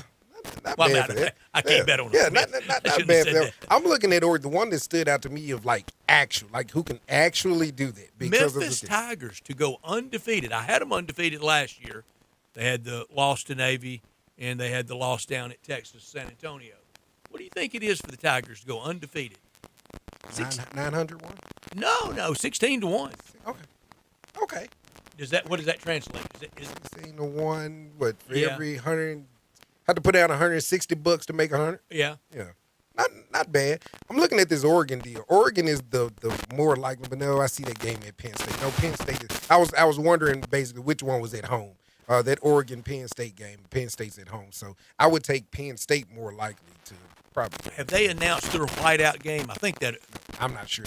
I don't know if they have or not. That should be it though, because you got to know from a uniform standpoint, Oregon's going to bring it. So why not allow that game to be that that whiteout There'll be game? a little more Penn State talk in our next segment when we do our college football playoff brackets. You ready for that? Oh yeah, I got a couple of shockers in here. I went homer a little bit, but for the most part, I used the noggin. Really used the noggin, and I feel good about it. I feel good about it too. This hour brought to you every day by our title sponsor, the 4 o'clock hour. That's Landers Ford in Collierville, the #1 Ford dealership in the Mid-South. Landers Ford is your trusted destination, a vehicle that fits any lifestyle, seamless shopping experience from vehicle choice to financing and service, from the Ford Escape to the rugged F-150 to the adventurous Bronco. Every vehicle built Ford tough. Ford F-150, America's best-selling truck. SUVs like the Ford Escape, Ford Edge, the Ford Explorer, the Ford Expedition, Ford Broncos, and EVs and hybrids. Transparency, professionalism, and long-term support at Landers Ford. Oil changes, tires rotated. Go online and schedule when it suits you the best. It'll be done quickly to meet your schedule and to meet your satisfaction. Landers Ford, active in the community. They are in Collierville at 2082 West Poplar Avenue, or you can go to LandersFordMemphis.com. If it doesn't say Landers, you paid too much. When we come back, we will do our final bracket. This is the Lamb Book of Life. This is it. No more scratching out, Darren. You ready? I'm ready. Otherwise, you got to get the moving van ready for me. Get me up out of here. Moving van season. We do that next on Sports Time. Not only can you listen to your favorite shows on Sports 56, you can also watch video of the shows live on Twitter and YouTube. Watch and listen every day at Sports 56 WHBQ. Hello, is Tina there? Who's this? Yeah, this is Vince from the hit reality show Wives Don't Tell. Tina applied for our show to confess that her husband won't go to the doctor to get his erectile dysfunction checked. She said she's ready for a guy that can bring the heat. All right, what the hell is going on? You know you're talking to her husband right now? Tina! Well, she wrote the application that her man's performance is questionable. She's basically married to a coffee table. She also said, we live within driving distance to Memphis Men's Clinic, but he's scared to get a blood test. Oh my, she is done. She is so done. Got you, Mike. His nephew Tommy ain't no reality show. It's a prank. Memphis Men's Clinic is the real deal, fellas. Local experts. Test results in minutes. Call 901-390-4151 or hit MemphisMen'sClinic.com before your lady books a new co-star. Memphis Men's Clinic. Making it happen. Visit Frontier Western Store today for new shirts and boots. Frontier is your top Carhartt store in the Mid-South. There's thousands of in-stock shirts and jeans. They have the classic K87 pocket tee in every color they make, including new ones just released. Available small to 4X. Want new jeans? Frontier has you covered with super tough work denim by Carhartt. And you've got to check out their selection of Ariat jeans for men, women, and children. You'll love how easy it is to find the size and style you need. Have you seen Frontier's remodeled world-famous boot showroom? It continues to expand. New styles by Ariat just arrived, plus plenty of in-stock proven classics too. Whether you need work or dress boots, trust that Frontier's the place to come. See thousands of pairs of Ariat boots and thousands more by Dan Post, Corral, Durango, Rocky, Twisted X, and others. And Frontier's pricing is lower than online and chain stores, so you know just the local shop to visit. Frontier Western Store, 5880 Goodman Road in Olive Branch, and on the web at frontierwesternstore.com. Locally owned and operated since 1967. Take your basketball skills to the next level at Shoot 360 Memphis. Shoot 360 is a revolutionary basketball training facility that combines cutting-edge technology with gamification and provides instant, objective feedback with hands-on, one-on-one expert coaching. And now, introducing Shoot 360 Cordova, a newly renovated 50,000 square foot facility with 2 NBA regulation-size courts, 3 high school-size courts, and 4 shooting bays with Shoot 360 technology. Memberships are now on a monthly basis. And yes, you can become a member at both locations. Whether you're an aspiring young talent, NBA player, or looking for a unique workout, all skill levels are welcome at Shoot 360 Memphis to learn proper shooting and passing techniques, improve fundamentals, and gain a competitive edge while having fun. Shoot 360 Memphis, now in Cordova and Collierville. Call them today at 901-779-3176. That's 901-779-3176. The future of basketball training is here. Shoot 360 Memphis. I can't believe how spotless my floors look after using the Swiffer Power Mop.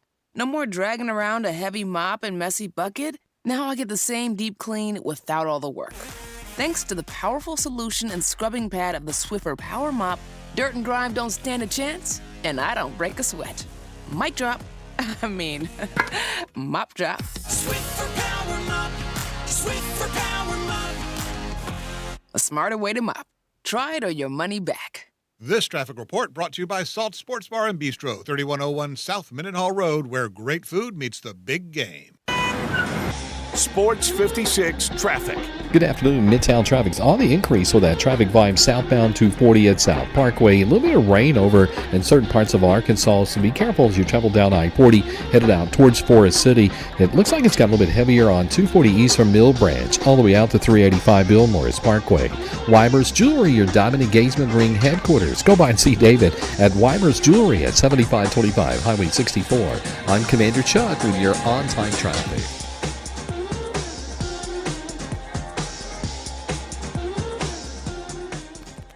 Now back to Sports Time on Sports 56 and 98.5 FM. This hour brought to you by Landers Ford in Collierville. Here once again are Brett Norsworthy and Bryant Dacus. Thank you, Landon. In with Darian Newsom. And Darian also works at Action News 5 at 1960 Union. We were talking in the break. Darian, I'm telling you, riveting coverage on that day in 1977 that's coming up on Saturday. This is Elvis Week. People from around the world in town. No place in the country archives should have what Channel 5 has and they from don't. that week. And they don't. Was it lost in? No, it's still there. Like a lot of times when we're writing these stories. Oh, y'all still have when it. When we're pushing towards a story, we may use file footage. Mason Granger was outside the gates on a hastily built stage. In heat that would make last week look like the Liberty Bowl. Oppressive heat of all time for that date. And the reporting, everybody in town had their TV on Channel 5. Yep. And if you don't know who Mason Granger is, he was the anchor just before Joe Birch. He kind of handed things over to Joe B. After then. But you're right, from foul footage. I knew Mason personally. Yeah, very nice man. From foul footage to the coverage wall to wall, no one has ever done it as good as y'all had Channel 5 had cameras at Baptist Hospital when the ambulance pulled in. They absolutely did. All that foul footage is still there. But today it's a newer way of thinking. They're not really bringing out a lot of the archive stuff. It's all about new, now, and next. Did we get out there today to show this video? Okay. Did we get out there tonight to show video? So not a lot of archive stuff. I totally get where you're going. You can use that, those type videos where you're teasing or pushing to another story, but to actually see that story inside a newscast, 9 times out of 10 that'll be fresh video and nothing archived. 1977, man, I remember it very well. All right, for this year in college Sorry, football. Elvis Week talk for the day, year. That's it, I got it covered. But it's a big week around town. Absolutely. It is. Absolutely. And the whole world with its eyes then and now on Memphis around August 16th. The playoffs for this year, 12 teams. We don't know what the playoffs going to be next year. It might be none. There's a chance. There's nothing signed for college football. I think it will be at minimum 12. It could grow to 14. It could be 16. We could go back to AP and UPI voting. We could go back to the AP press poll voting. You know what we won't go to? BCS. I think everybody hated the BCS as a whole show. Right? I kind of miss it. You miss it? I thought they got it pretty right. Pretty right. Okay. A lot of years. All right, I'll go first, or would you like to go first? Doesn't matter. I'm locked and loaded. I can oblige or go behind you. Either. All right, here are my 12 teams and the corresponding seeds. Okay. I will start in order with number 1, Penn State. Number 2, Clemson. 3, Oregon. 4, Georgia. 5, Alabama. 6, Ohio State. 7, Ole Miss. 8, LSU. 9, Miami. 10, Texas Tech. 11, Kansas State. And the non-power 4 representing going 10-2, but winning the championship game over one of the 2 regular season losses, Memphis Tigers. Good job. That's the only one because I was staying lock and toe with you. Which was who's your one? Texas? Penn State. Penn State. Yeah, that's right. Yeah, no, Memphis losing regular season to Arkansas and to Tulane, but avenging the Tulane loss where it really matters in the American Championship game. That'll be in New Orleans since they lost to them regular season, and getting that bid they should have gotten last year. Kind of the revenge tour for both Ole Miss and Memphis. All right, so number 5, Alabama, the campus games. 5 Bama against 12 Memphis. Can you imagine the traffic heading to Tuscaloosa County with Shelby County tag zone? Absolutely can. And that's a win. No matter what happens on the field, that is a gigantic win. Number 6, Bama wins. Number 6, Ohio State over Kansas State. Game in Columbus. Number 7, Ole Miss hosting Texas Tech.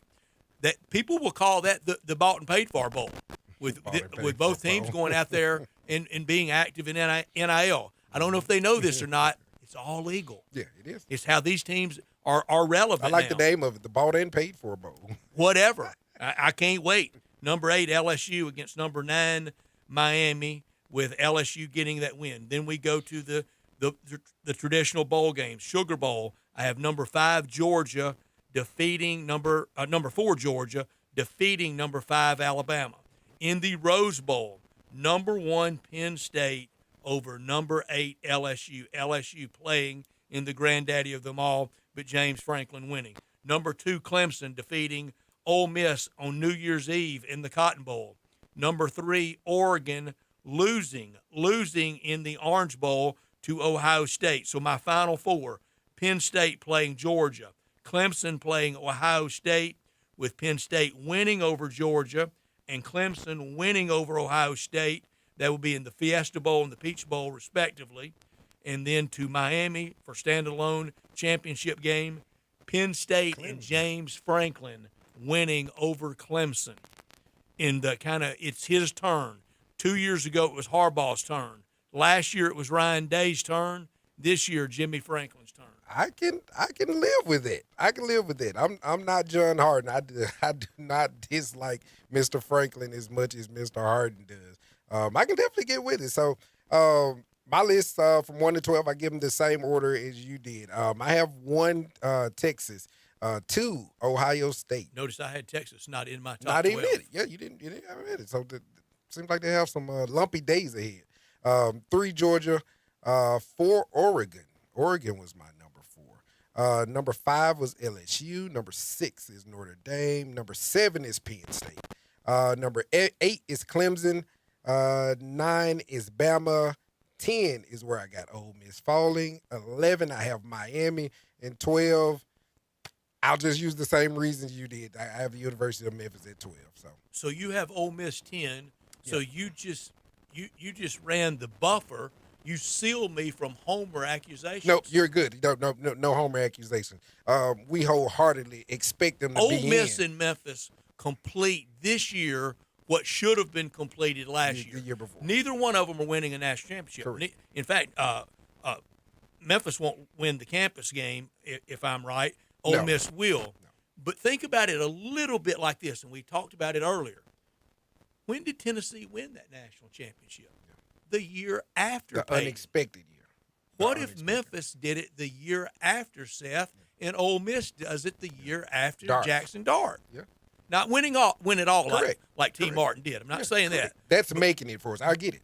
But for both, just in that playoff, That's gigantic wins, isn't it? Absolutely. It's stylistically, yes. around town, yes. in the history of the sport. More morale-wise, it makes us feel better. Yeah. Makes us feel included. I hope the result if I'm right, Ole Miss against Texas Tech is better than the last time when Tyler Shuck put it on Ole Miss in the Texas Bowl in one of the worst efforts I've ever laid eyes on. It made my eyes bleed. And my thing about Memphis nobody this would year, tackle. Memphis could be the Boise from last year. Memphis I got Boise with 3 losses, and Tiger fans. We were talking with Taylor Zarza earlier. Be pulling hard for Kentucky against Toledo. You want Toledo scratched up. Opening day, for a couple reasons. You want to be pulling for South Florida, American loyalty, and scratch up Boise. South Florida. That's opening Boise. Thursday afternoon. And that's on the blue turf too, right? I think that's at Boise, if I'm not mistaken. I think so. I think that's at Boise. So how I have it laid out here, I got 12 Memphis against LSU and Mr. Nussmeier. Again, like you said, no reason to scratch your temple on how you think that'll go. We'll have LSU moving on to play against Oregon. Then we have 9. No, South Florida and Boise is in Tampa. That's in Tampa. Even more of a chance for them to get it. I thought it was in Boise. Number 9, Bama, got them going to Clemson. I have Clemson winning that over Bama. 11, Miami going to Notre Dame. I have Notre Dame winning that one. And number 10, Ole Miss defeating Mr. Franklin at Penn State. So Ole Miss going to how happy Brett will be in Happy Valley? In Happy Valley, absolutely. And more likely, really happy Brett. More likely there'll be a night game. Hope they'll give you a night game as well. Put it on them last time played Penn State. Absolutely. So in my 4-1 matchup, I'm sorry, not my 4-1 matchup. In my 4-5 matchup, that will be LSU versus Oregon. Got LSU getting past Oregon. In my 1-8 matchup, I got Texas defeating Clemson. In my 3-6 matchup, I have Georgia defeating Notre Dame. And in my 2-10 matchup, I have Ohio State beating Ole Miss. So now I'm down to my 3-2, Ohio State and Georgia, and Texas versus LSU. I want Nussmeier to come out of this. I want Brian Kelly to hoist him a trophy. So you're pulling against ours. But I think Texas got it. So I got Texas defeating LSU. And to make it a third matchup in the previous 2 years, I got OSU and Texas at the end of it battling against each other. And I got Arch coming out with a decision to make on whether he's going to come out to be a New York Giant or not. Or the Cleveland Browns. Or Cleveland Brown. Giants have a quarterback. Yeah, but I think they're going to be putrid. I think they're going to be. So who's your national champ? Texas? Yep, national champs in Texas. Yep. So you have a national champ. I don't even have in my top 12. Yep. Isn't that reflective of how wide open it is? Of course, but the preseason number one's the underdog on opening day. Opening day. Yep. But it lends itself to that big word if. If they get that one, my entire deal is hinged on that one. Do we like it win. this open, or do we really like the Saban dynasty?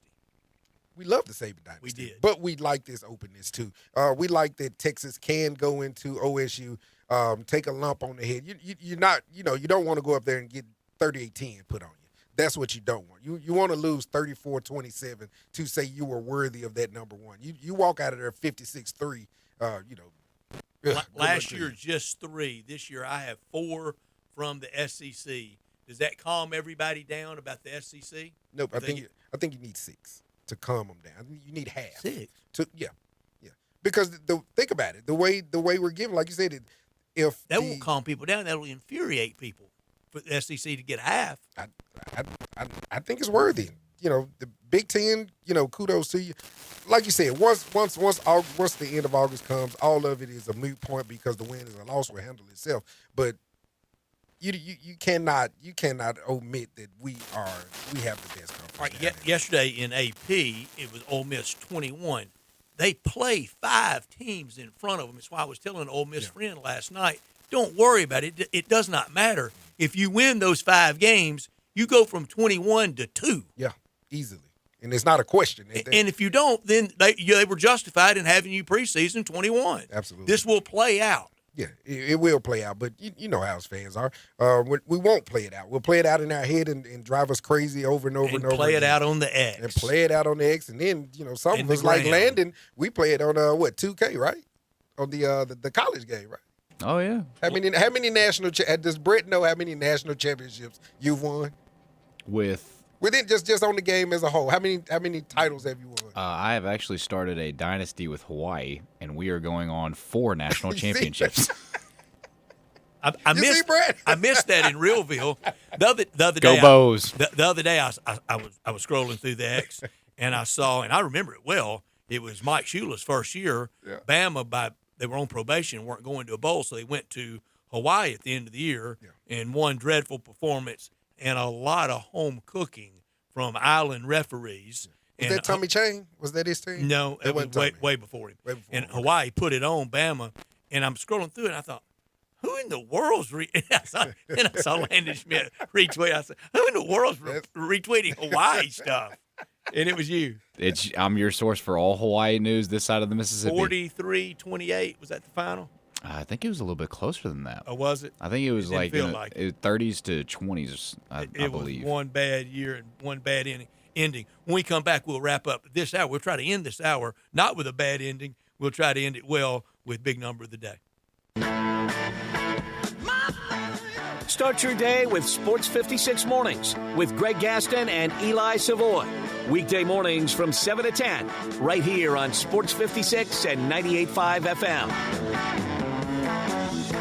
You know, sometimes I wish I had a gun. Well, I'm armed, but before I bought one, I still went to Top Gun Academy to learn to protect myself without a gun. How is that possible? Top Gun's personal protection training. It's perfect if you want to protect yourself without firearms. I don't know. And it's perfect if you feel the need to carry a gun for self-defense, because the last thing you really want to do is shoot. That is scary. Not at Top Gun. It's very comfortable, and you learn to load, handle, and shoot a handgun safely. Protect yourself. Go to Top Gun Academy. They're at 2770 Winton Road. $5,000. That's the average amount of money people in the U.S. are now spending on gas in a year. $5,000. That's crazy. If you drive, you have to download Upside, the free app that gives you cash back every time you get gas. That's right. You can earn real cash back with Upside just by buying the gas you're already buying. You can literally start earning cash back today. I use Upside every time I fill up, and I've already made around $300. You're putting gas in your car anyway. Why not get real cash back? If you like free money, download Upside. I'm saving the cash I earn from using Upside to help pay for a vacation later this year. Download the free Upside app now to earn cash back every time you buy gas. Use promo code QUICK to get an extra 25 cents per gallon on your first tank. You can cash out anytime right to your bank, PayPal, or a gift card for Amazon and other brands. Just download the free Upside app and use promo code QUICK for a 25 cents per gallon bonus on your first tank. That's code QUICK for a 25 cents per gallon bonus.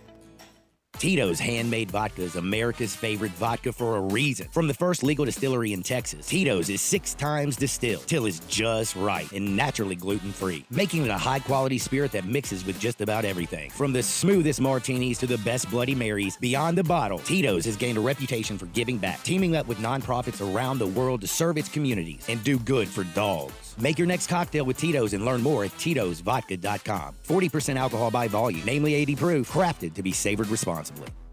The good news is that this Memphis summer heat is supposed to break in October. The better news is that Bell Tavern, Memphis's perfect downtown neighborhood bar, is always nice and cool, and the beer at Bell Tavern is always ice cold. It's cool inside, but the staff and your fellow Bell Tavern visitors are just about the warmest bunch of folks you're ever going to meet. You don't have to live downtown to enjoy Bell Tavern. Everyone is welcome, as long as they act like grown-ups. That's the secret to Bell Tavern. Everyone there is expected to be friendly and adult.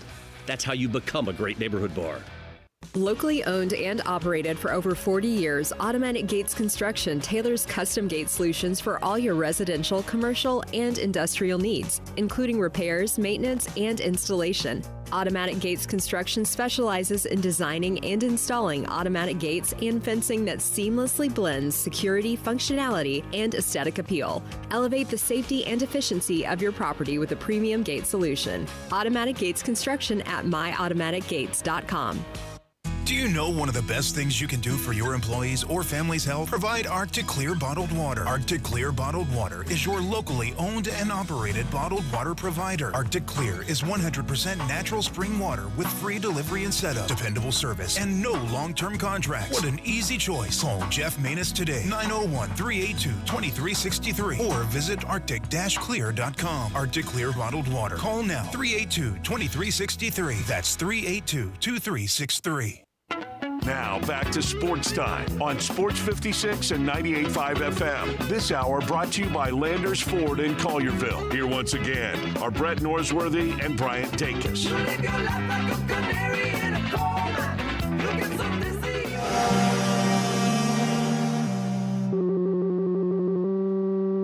Big Daddy. Hello, Big Brand. It's a guy, he wants to be big, then he gets big, he doesn't want to be big anymore, then he gets small, but the suit's too big. Big Daddy. The big boy. You're a big guy. I think she's trying to pull a fast one on Big Daddy. The big number of the day. All right, Brendan Lander, we're going to get big number of the day started off. And my apologies if this was one of you guys' big number on yesterday, but I wasn't here yesterday, and I'd be remiss if my big number was not number one.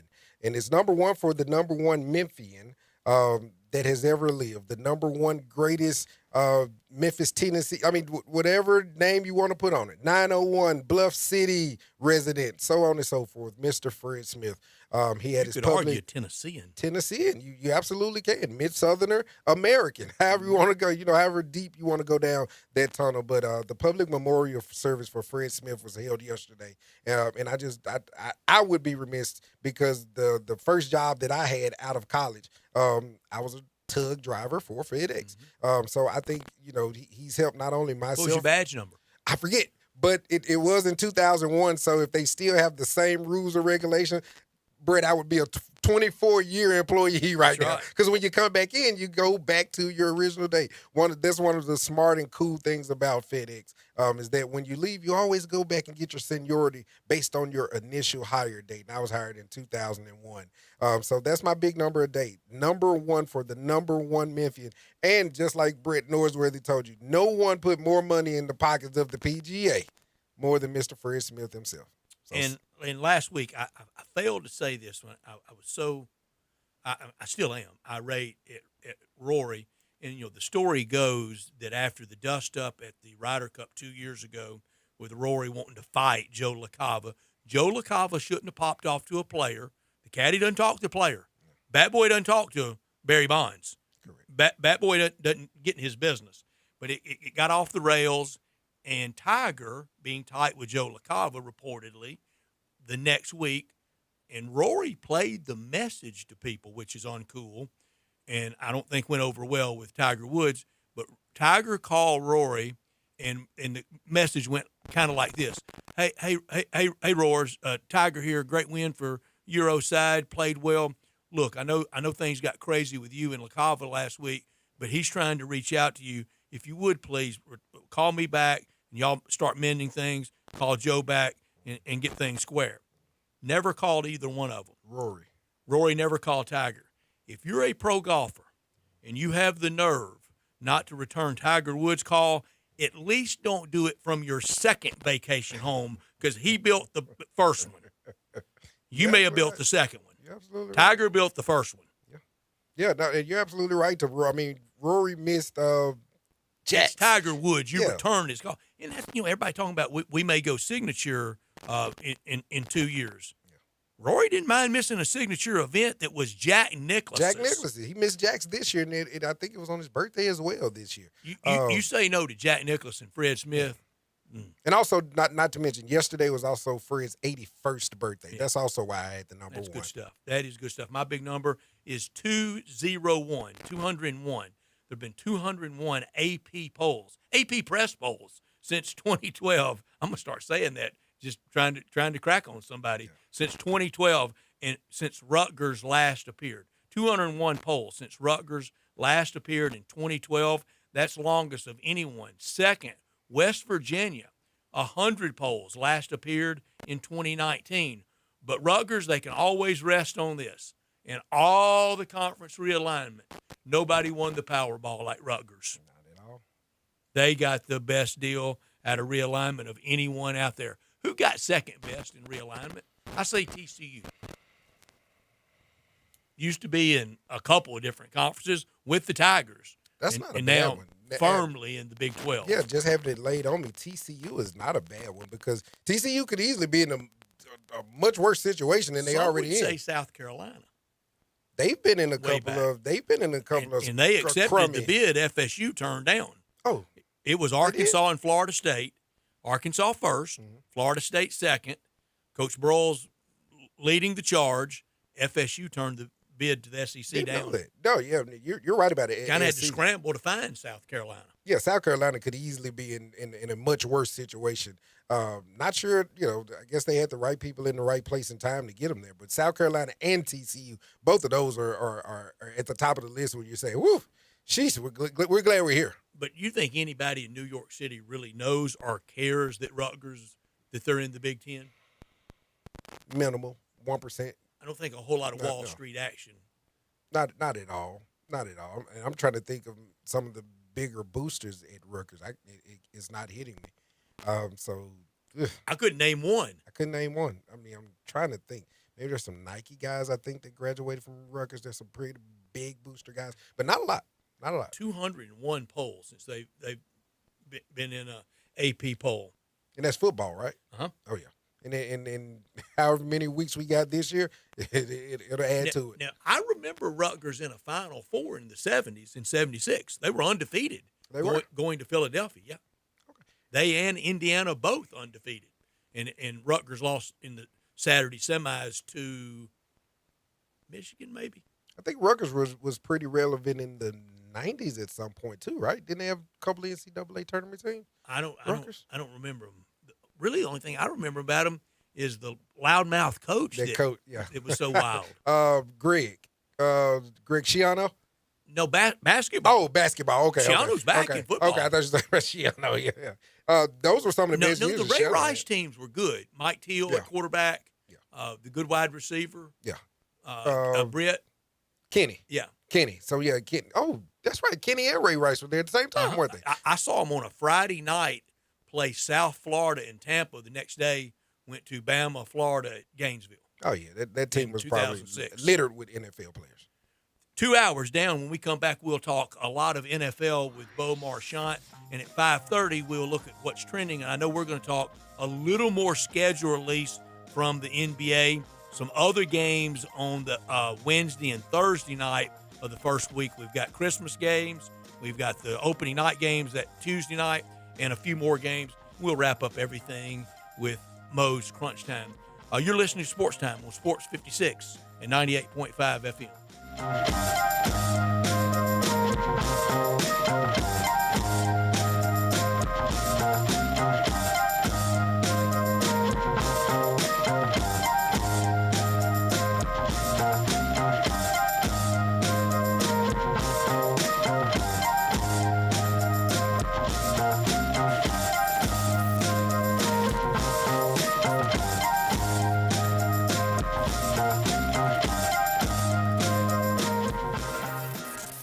Guns, and more guns. Over 700 firearms in stock. Home defense guns, old guns, new guns, used guns, big guns, little guns. Every gun you can think of, Classic Arms has them. All brands like Glock, Sig, Colt, Ruger, Smith & Wesson, Browning, Beretta, Benelli, Remington, Winchester, and more. Guaranteed lowest prices in town. Only gun importer in the Mid-South. Free gun inspections and appraisals and free bore sighting for the upcoming deer season. Shop online at ClassicArmsOfMemphis.com or visit Classic Arms at 1740 Germantown Parkway behind Corky's Barbecue in Cordova. Newsflash. Family Leisure needs your help. Family Leisure has a warehouse full of inventory, and they need it cleaned out. Do your part to make room for new items, and you get great deals on almost everything. Listen up. All in-stock patio furniture, it's up to 80% off. You can get a 4-piece deep seating set for under $1,000. Chaise lounges. You buy one, and you're going to need another, and that other one will be one half off. All Pollywood furniture, it's now 20 to 30% off. You buy any dining table, you're going to get an umbrella absolutely free, and they're not cheap. Now, is financing available? You better believe it. Special financing is a go. To sum it all up, Family Leisure has got to clear out its warehouse inventory, which means you're going to rack up the savings. Help Family Leisure clear out the warehouse. Family Leisure, Whitten Road at I-40, where family and fun come together to clean out the warehouse. Uncorn flavor, Corky's barbecue. We're cooking it up, down home way. Hickory smoke flavor like the good old days. Hey y'all, Jimmy Stovall here with Corky's Barbecue. Catering is our specialty. Memphians have trusted Corky's to cater their events for 40 years because we make it easy for you and delicious for your guests. Whether it's 50 people or a crowd of thousands, our experienced team comes to your location, sets up, serves, and ensures everyone enjoys a Corky's all-you-can-eat barbecue buffet starting at only $7.99 per person. You can't beat it. With 40 years of experience, it's easy to see why customers choose Corky's time and time again for all of their catering needs. Visit Corky'sBBQ.com to book us for your next party. Uncorn flavor, Corky's barbecue. Marshall Steakhouse is a feast for the eyes as well as the body. Enjoy all American USDA prime steaks, aged 30 days or more, and other delicious meats and sides. Marshall Steakhouse in Holly Springs, named the #1 steakhouse in Mississippi by the Food Network, and named in the top 2 most legendary steakhouses in the South by Southern Living Magazine. Make reservations today and get free bread pudding by calling 662-252-2424 or online at marshallsteakhouse.com. Marshall Steakhouse in Holly Springs, a Southern treat. This traffic report is brought to you by Millington Weight Loss. For more information, call 901-436-0272. Sports 56 traffic. Good afternoon. They're filling out paperwork on this rain, but people are still staring as they drive by on 240 eastbound approaching Mount Moriah. It was already starting to get heavy in that area anyway. This time of the afternoon, now we got that wreck. It's over to the right-hand side, but again, there is some rubbernecking delays developing. 240 east of Mount Moriah as it builds up. 240 now trying to get out of Midtown. Hey, Weimer's Jewelry, your diamond engagement ring headquarters this bridal season. Go by and see David at Weimer's Jewelry on Highway 64. I'm Commander Chuck, your on-time traffic.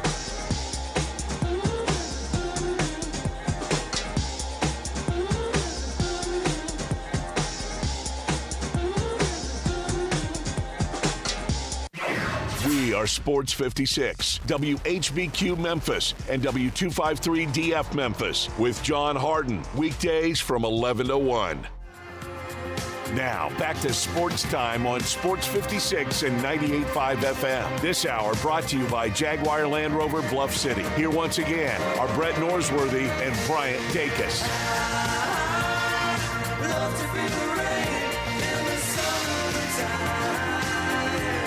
We welcome you back. We start hour number 3, and we're going to do it as we always do it with Bo Marchant from collegetopro.com, and we will rank quarterbacks for the AFC West.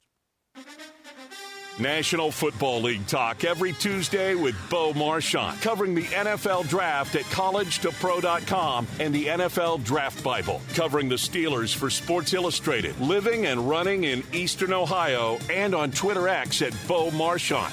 Here's Bo with Bryant and Brett. Bo, can you believe final quarterback rankings today? No, I can't. It's the whole thing's crazy. I mean, we're here, man. How did this happen? How did our lives go by this fast?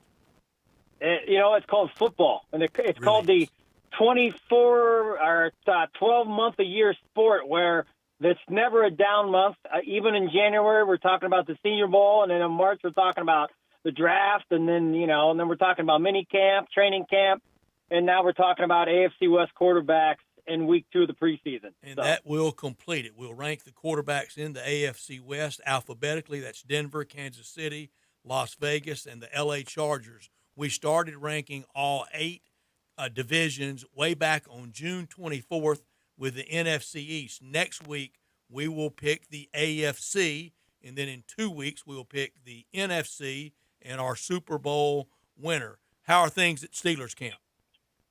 Well, a little scare later in the day. Aaron Rodgers got his foot stepped on, so that caused some concern. But it didn't seem to be a setback. He still went through the the drills and reps and stuff. So I'm sure they'll they'll keep him under lock and key a little bit safer now that he got through it. But, yeah, the Steelers wrapped up camp this afternoon, and I love training camp. You know what it is? I mean, when the season starts, that's when everything becomes real. You know, it's still practice now.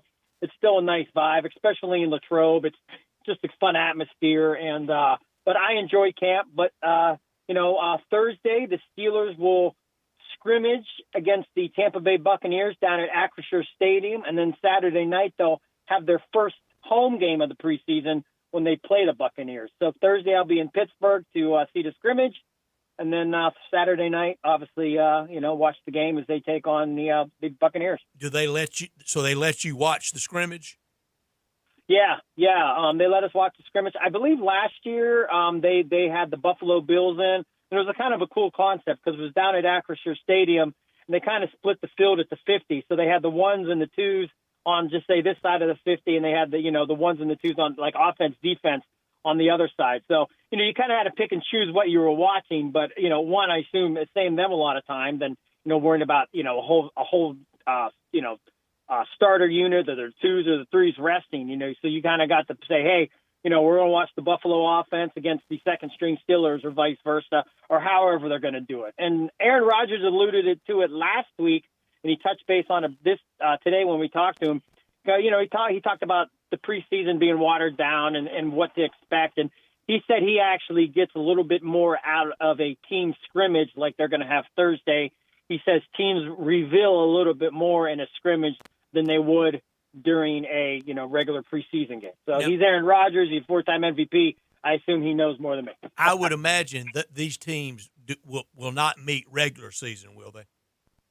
No, I do not believe Tampa's on the schedule. No, because they wouldn't be showing that much to somebody they're playing. Yeah, they wouldn't, and it's still preseason. I mean, the teams. I mean, if you're the Steelers, I think they're still trying to figure things out too. Who's going to be the next receiver? Little things like that. But nonetheless, it's a good time. And one, like anything, when you're watching the team practice against the same team every day, it is a little monotonous. So you do want to see, oh wow, this is a pewter and red jersey here. Going against the black and gold jersey. Oh, this is exciting. We're in the dog days.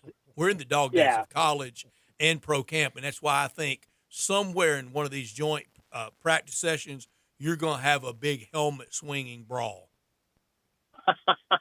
Well, I tell you what, the Steelers this has been a feisty camp. I mean, you always have a little bit of skirmishes, but there's been a few this year where you could tell there's a little bit of angst to it, heated.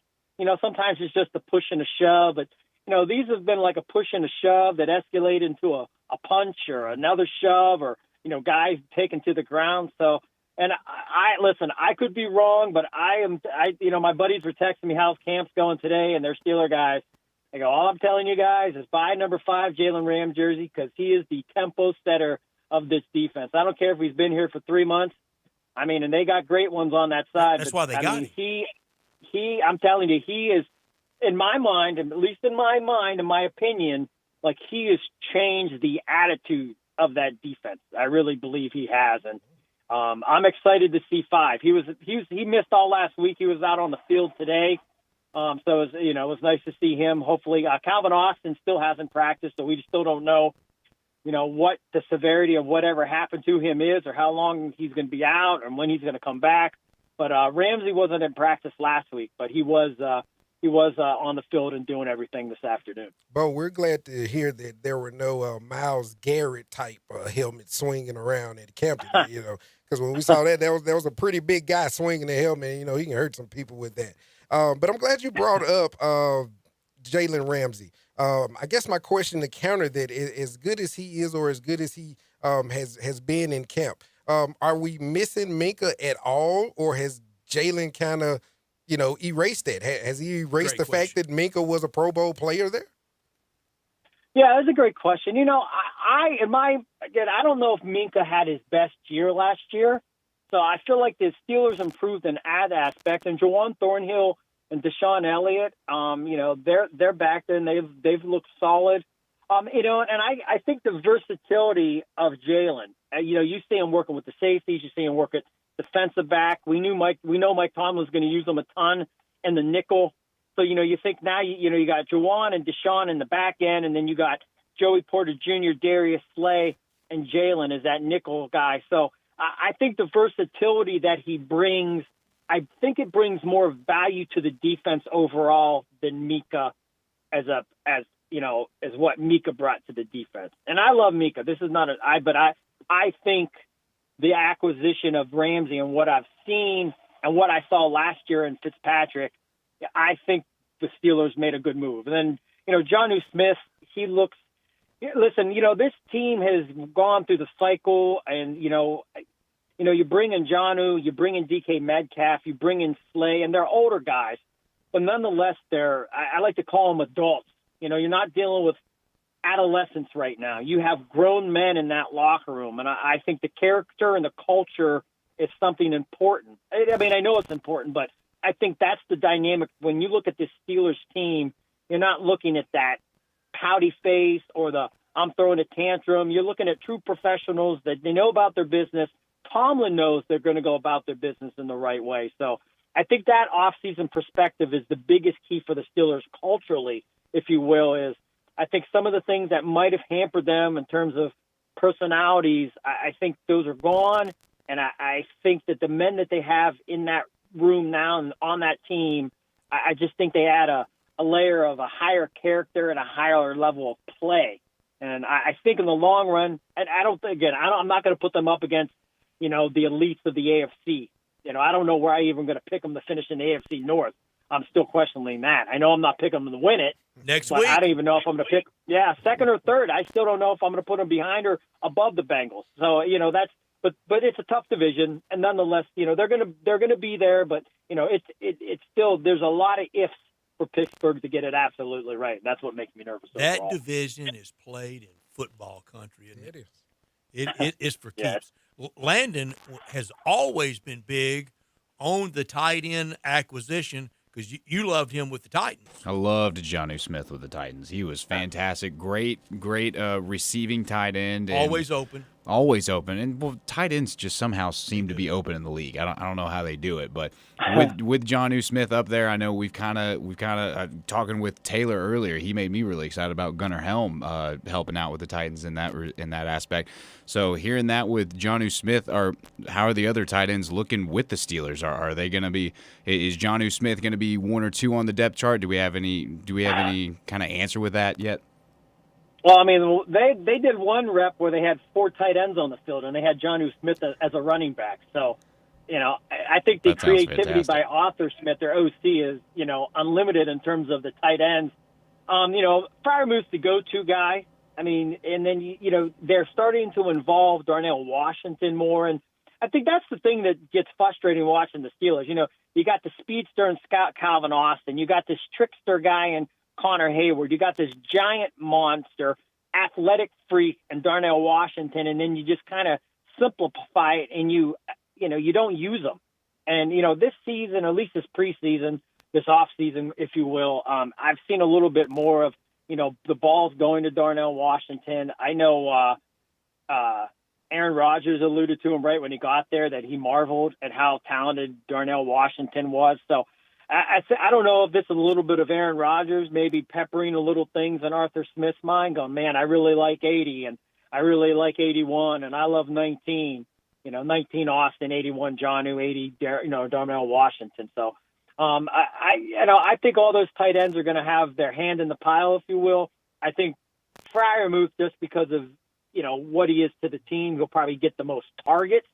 But I would expect if you're doing fantasy football, you don't want any of those guys because there's going to be a lot of mouths to feed. There's too many. And if you're doing fantasy football, I'll give you this one. The over/under on DK Metcalf catches got to be at least 110. That's the minimum, and I'd feel comfortable going 115. So if he doesn't have 100 catches, I would blow my mind. I'm going 110. DK Metcalf catches. And they didn't trade for him not to throw it to him. He's going to demand the ball. Talking the NFL with Bo Marchant, he's in Latrobe at Steelers camp on Saturday night, the Buccaneers and the Steelers will play. You won't see much of either, maybe not any of either, in Aaron Rodgers and Baker Mayfield. For this year, not with what they've accomplished in their career, But for 2025, who would you rather have at quarterback if you're a team, Baker Mayfield or Aaron Rodgers? You know what? I think I got to go with Baker. The way he played last year, that offense was humming. I mean, Can he something get them special. to a Super Bowl? I don't know. I don't know how talented the defense is. I think with the Chris Godwell back, and they know, they drafted the Ohio State kid, and they drafted a kid in the 3rd round. He's escaping my mind at the moment, but he's talented as all you know what.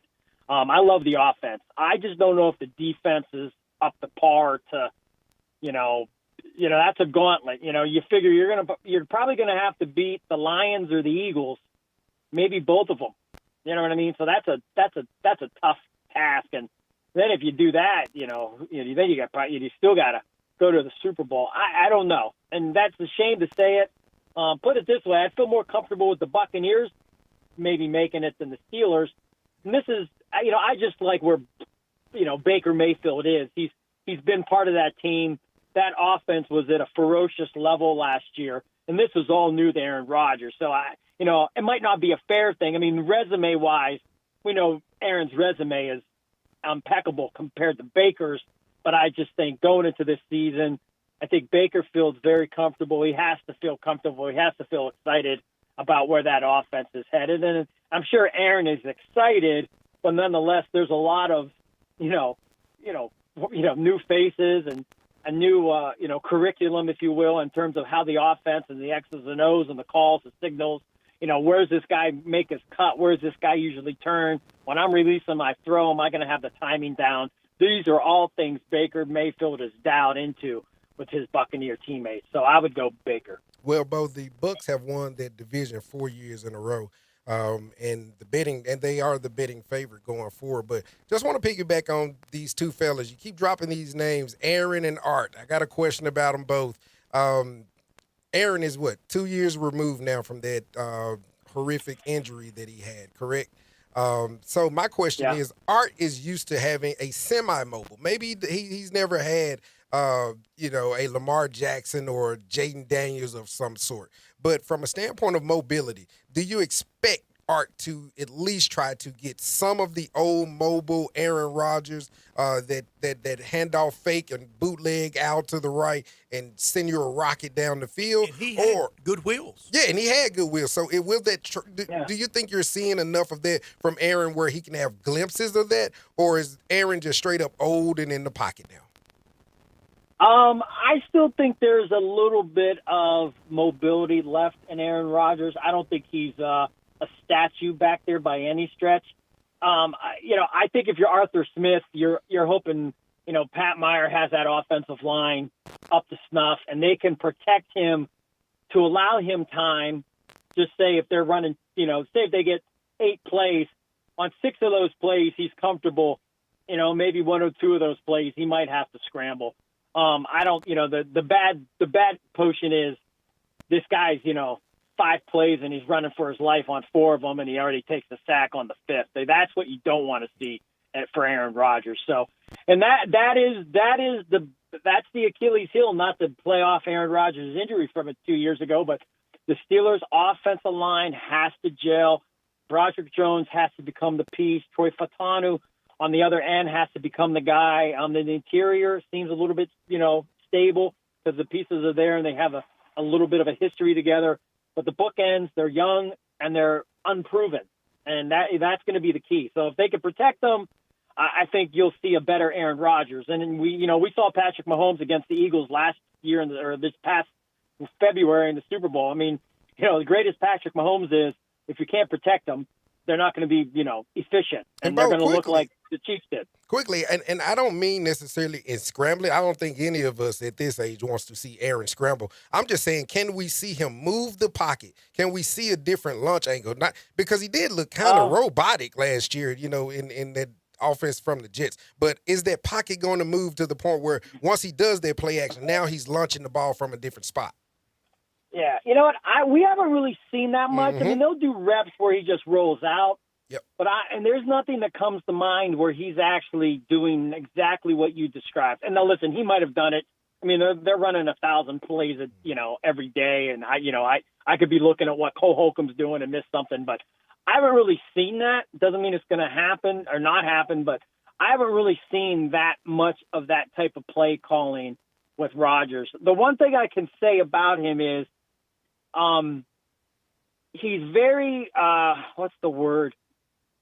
He's still elusive, if you will. He did a play this afternoon where, it just, I marveled at it. It's just a little simple drop-off pass to Jalen Ramsey, but the way he contorted his body kind of to make the throw was special. I don't think anybody else that plays quarterback on the Steelers this afternoon could have made that exact throw the way Aaron did it in the heat of the moment without thinking. If you want to play pig and say, hey, I made a sky hook, now you got to make a sky hook.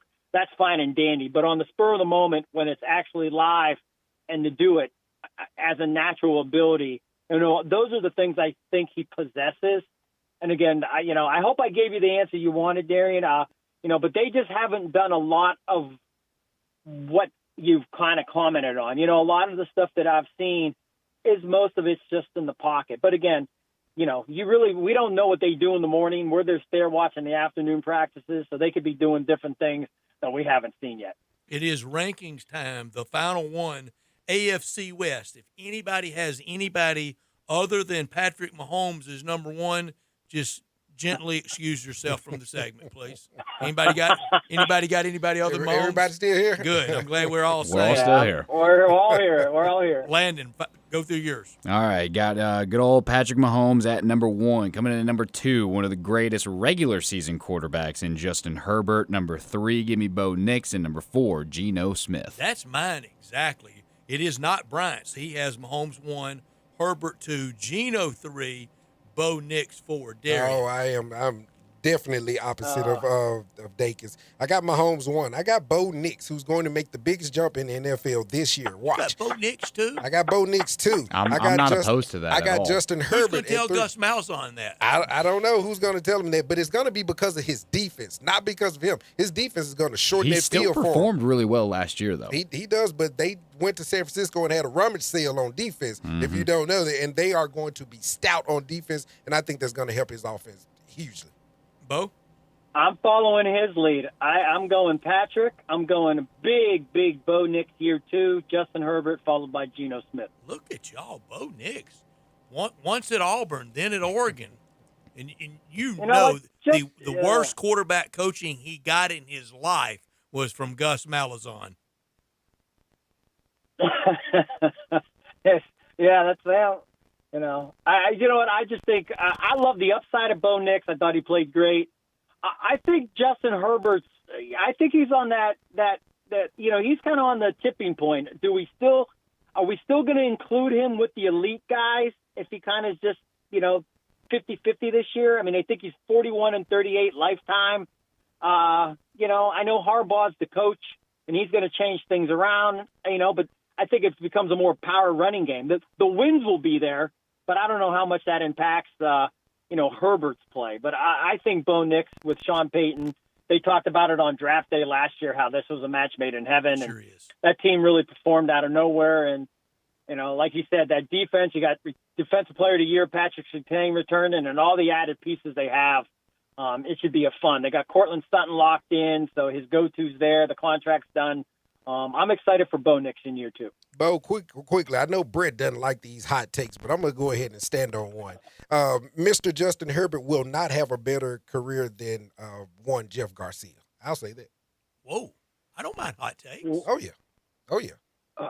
Better than who? Jeff Garcia.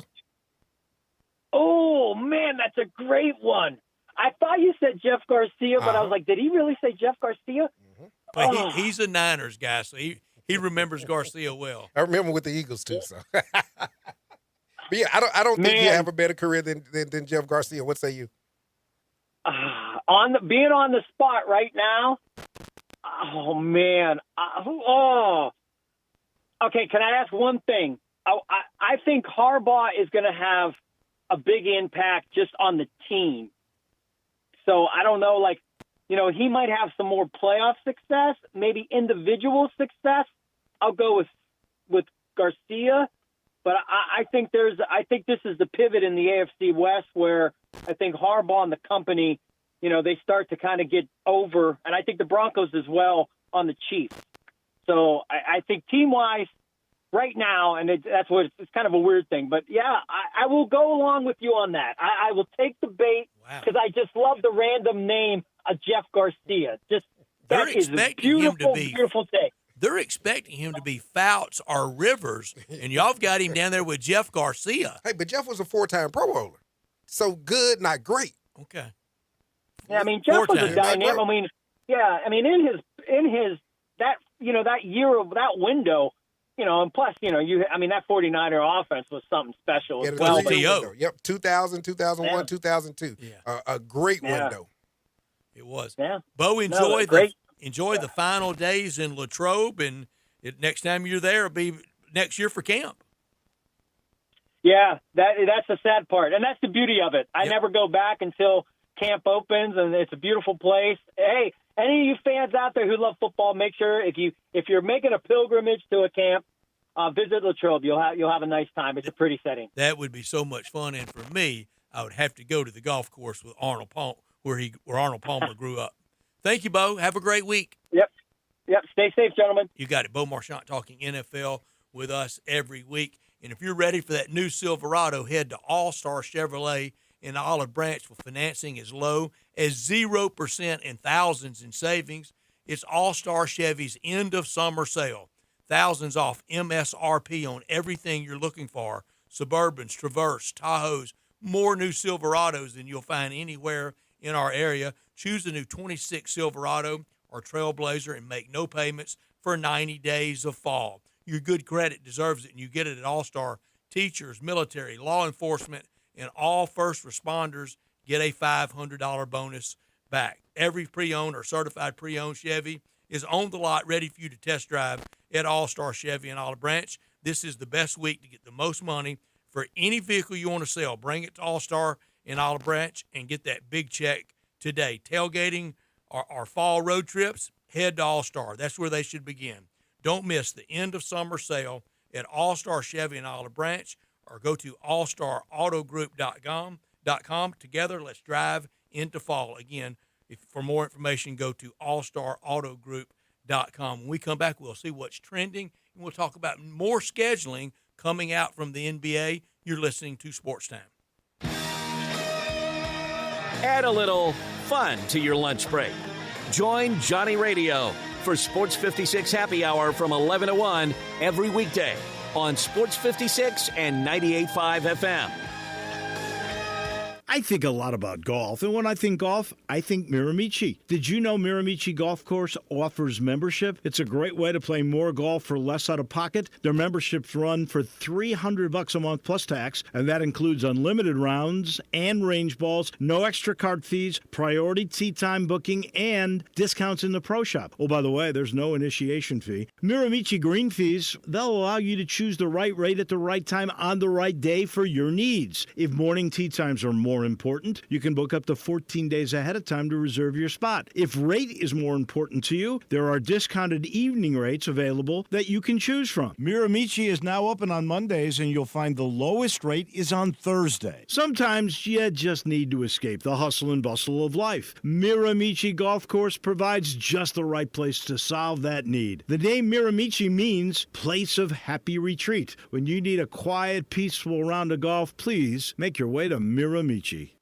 Struggling to sleep in the summer heat? Tossing, turning, and constantly kicking off the covers? You're not alone. It's tough to get a good night's rest when the heat won't let you unwind. That's where Cozy Earth comes in. I'm Tyler, founder at Cozy Earth. We've designed our bamboo bedding to keep you cool no matter how high the temperature rises. Our best-selling bamboo sheets are crafted from breathable, moisture-wicking fabric that adjusts to your body temperature, so you stay cool, dry, and comfortable all night long. No more sweaty nights or restless sleep.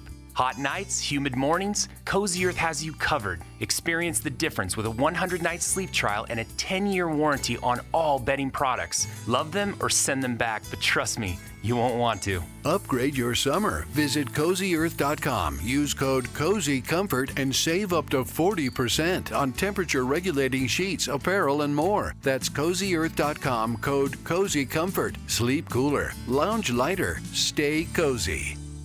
Since 1948, in the alley, the Rendezvous. I'm with John Burgos. John, what's going on in the Rendezvous? Brett, there's some things about the Rendezvous I want to talk about. For example, we make it really easy to park. We have valet parking right at Monroe Street in our alley. We also want to make it easy for people to get to-go orders. You can now park in our alley right at our front door and put your flashers on. People also forget that we take reservations for 6 or more. And we have a wonderful party room upstairs that can accommodate people for rehearsal dinners, birthday parties, reunions, graduations. Our rooms seat between 25 and 275 people. And everything at the Rendezvous can be packed to go. Brett, we also do catering. See our menu online, and we can even deliver for groups of 15 or more. So if you have any questions, always feel free to call us at the Rendezvous because we answer our phone ourselves. You'll never hear, please listen carefully for our menu has changed. Press 1 for reservations, press 2 for hours, press 3 for catering, or if you know your party's 9-digit extension number and the first 3 letters of their mother's maiden name, dial it now. Come see us at the Rendezvous. Since 1948, the Rendezvous.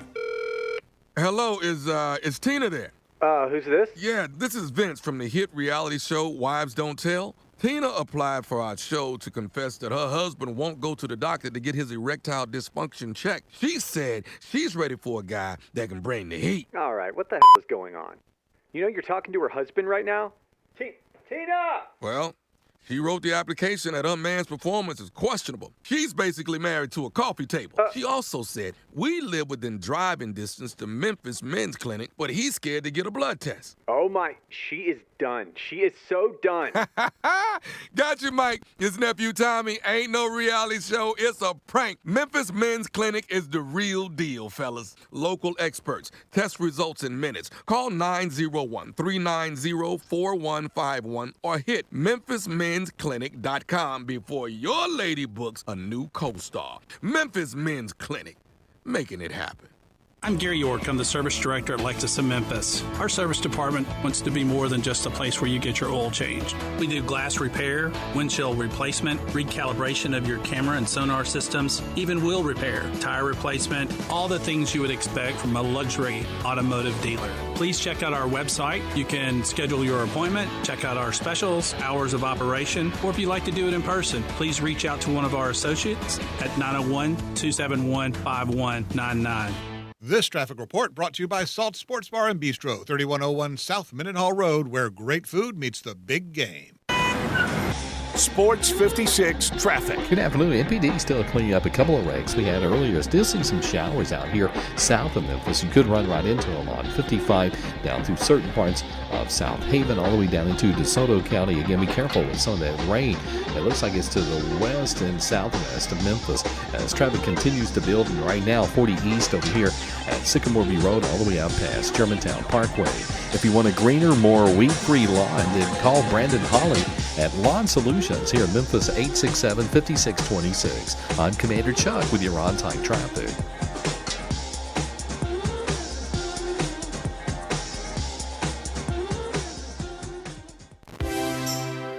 Now, back to Sports Time on Sports 56 and 98.5 FM. This hour brought to you by Jaguar Land Rover Bluff City. Here once again are Brett Norsworthy and Bryant Dacus.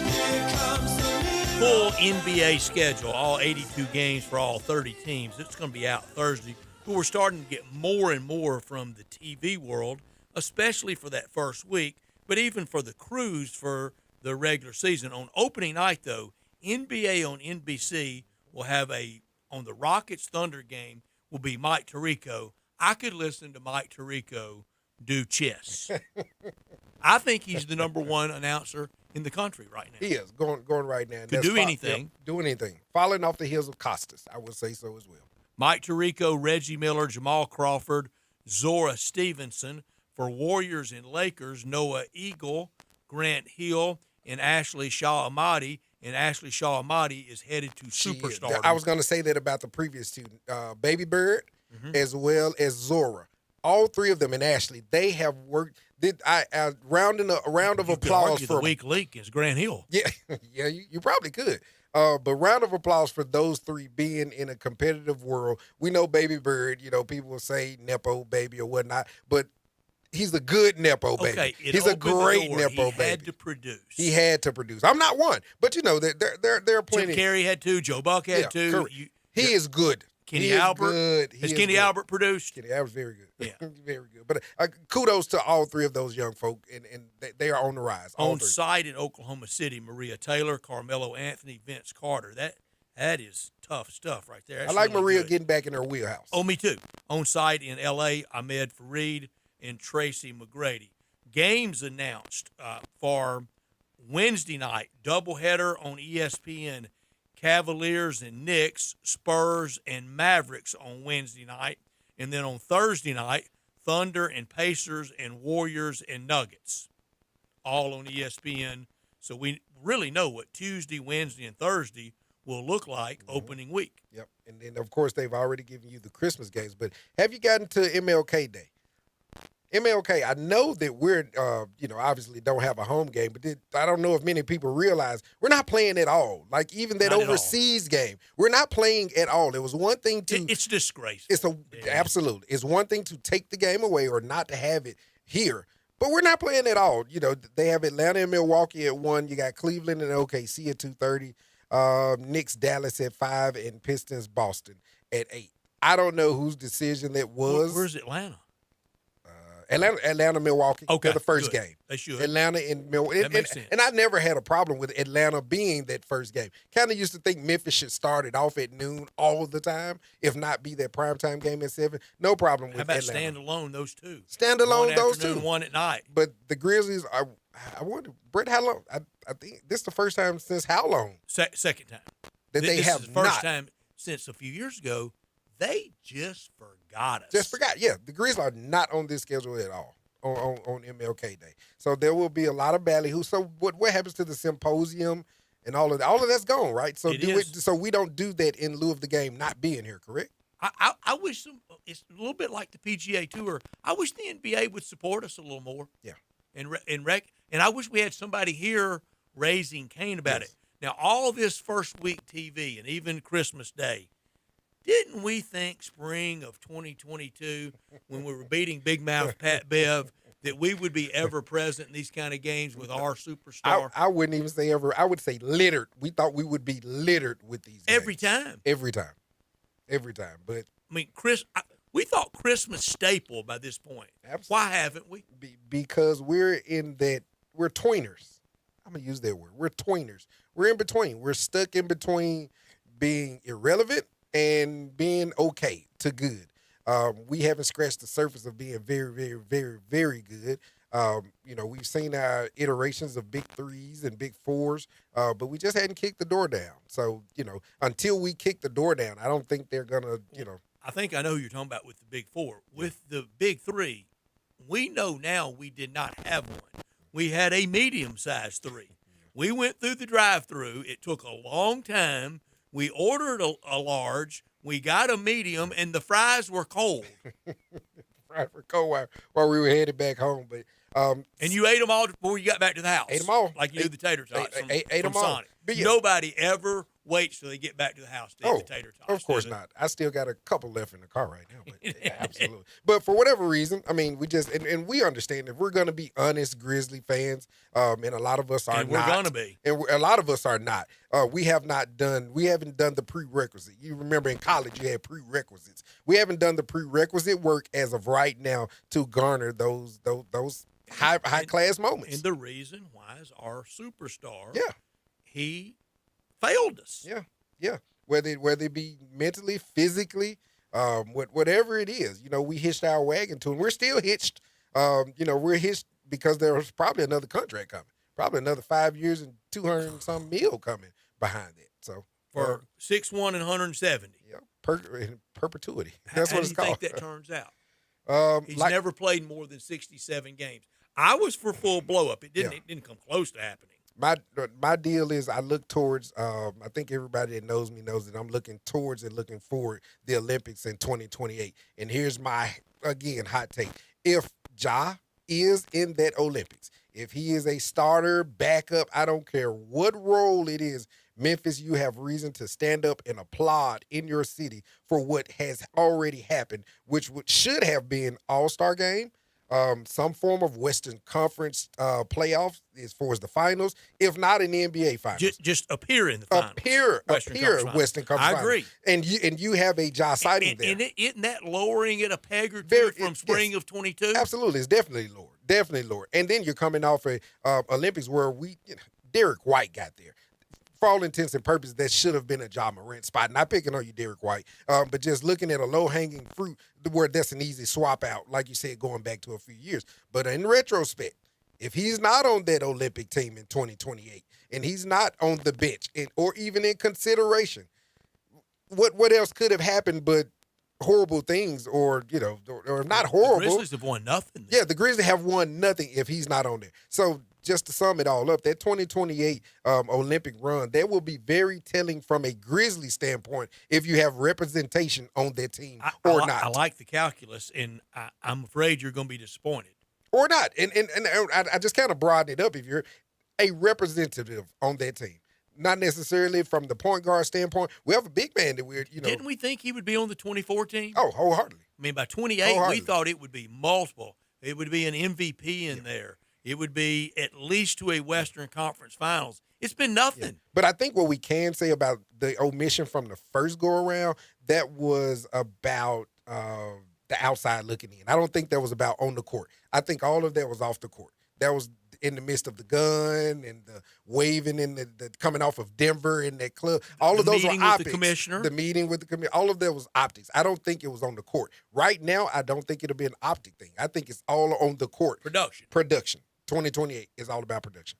Okay, well, I don't think he will be in those Olympics. I don't think we're going anywhere. What about Triple J? Because now I'm just saying representation. I don't think we're going anywhere with him. And I said yesterday about him changing his number. I don't care what your number is. I don't care what your nickname is. You Trip, Triple J. I don't care what it is. You've got to advance in April and May, and he has not. Do you know why he changed it? I know you don't care. Do you know why? I think it for some. I was told by Terry.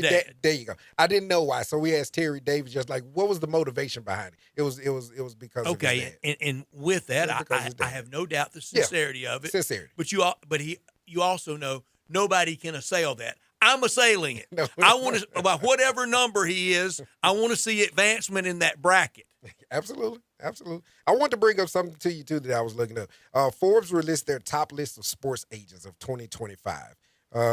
You're pretty familiar with a lot of these sports agents. Do you know who's at the top of that list? And it's an easy number one. You too, Ladden, if you want in on it. Sports agents. I have the top 10 highest paid or grossing, however you want to use it. No, it says max commissions. That's the word. Roll through the list. Okay, number one, Scott Boras, $244 million. He runs the sport. Jeff Schwartz, $113 million. Third, Rich Paul, $111 million. Bill Duffy, $72. Joe Wolf, $63. Pat Brinson, $62. David Muluhugeta, I can't pronounce that one well, $58 million a year. Followed by Dan Lozano, Casey Close, and Craig Oster. But Boris is so far runs ahead. The sport. Boris is so far ahead. Baseball should lose the pretense, and with the collective bargaining nightmare they're coming to, and bring him in for every meeting. Absolutely. He should be in every meeting that Manfred's in. Absolutely. He runs the sport. Absolutely. And we're going to have a lockout December 1. Ooh. We will play next year. I don't think there's a prayer for 27. Not a game. Miss 162. Ooh. Miss it all. Miss it all. I hope not. I mean, and for the people that love the game, I hope not. But this is an annual number, so every year this is what they're raking in. Landon, when was the last time you made $244 million? Never. 2 years ago. Never. had a good 23. Hey, and kudos to a Rich Paul cracking this list. Of course, we all know, I mean, being with his age and who he is and who he ran. He did it. He's a top 3 sports agent. Like, this man is over Bill Duffy. Who was Jordan's agent? I can't remember. It wasn't Duffy, David right? Falk. That's right. Falk obviously is not on there, but that's in that ilk. Falk was a top 3 agent at one point in time. And Rich Paul, kudos to him, $111 million annually At off one time, commission. Arnie Tellem would have been on that list. Arnie Tellem would have definitely been on there. But Where's our man Sexton? Tracy Austin. I just knew Sexton would have been in second place. Sexton should have been on there somewhere, right? I think he's comfortable where he is. Yeah, I know he's comfortable where he is. I know he's comfortable where he is. I know he's going. But yeah, that's the top 10 according to Forbes. Their top 10 sports agents. You know when he pops up, Thanksgiving weekend. Yeah, things happen. That's his time. College football merry-go-round, isn't it? Mr. Sexton, yes, absolutely. You can count on it then. For Scott Boras, has he ever represented anybody other than baseball? I don't know his story other than the baseball angle. They have their top 3 clients on each one, and every last one of them are baseball. Yep, every last one of them are baseball. I can look that up and find out, but I don't think Scott has ever had a toe in the NFL. I don't think so. Has he ever had an NBA guy?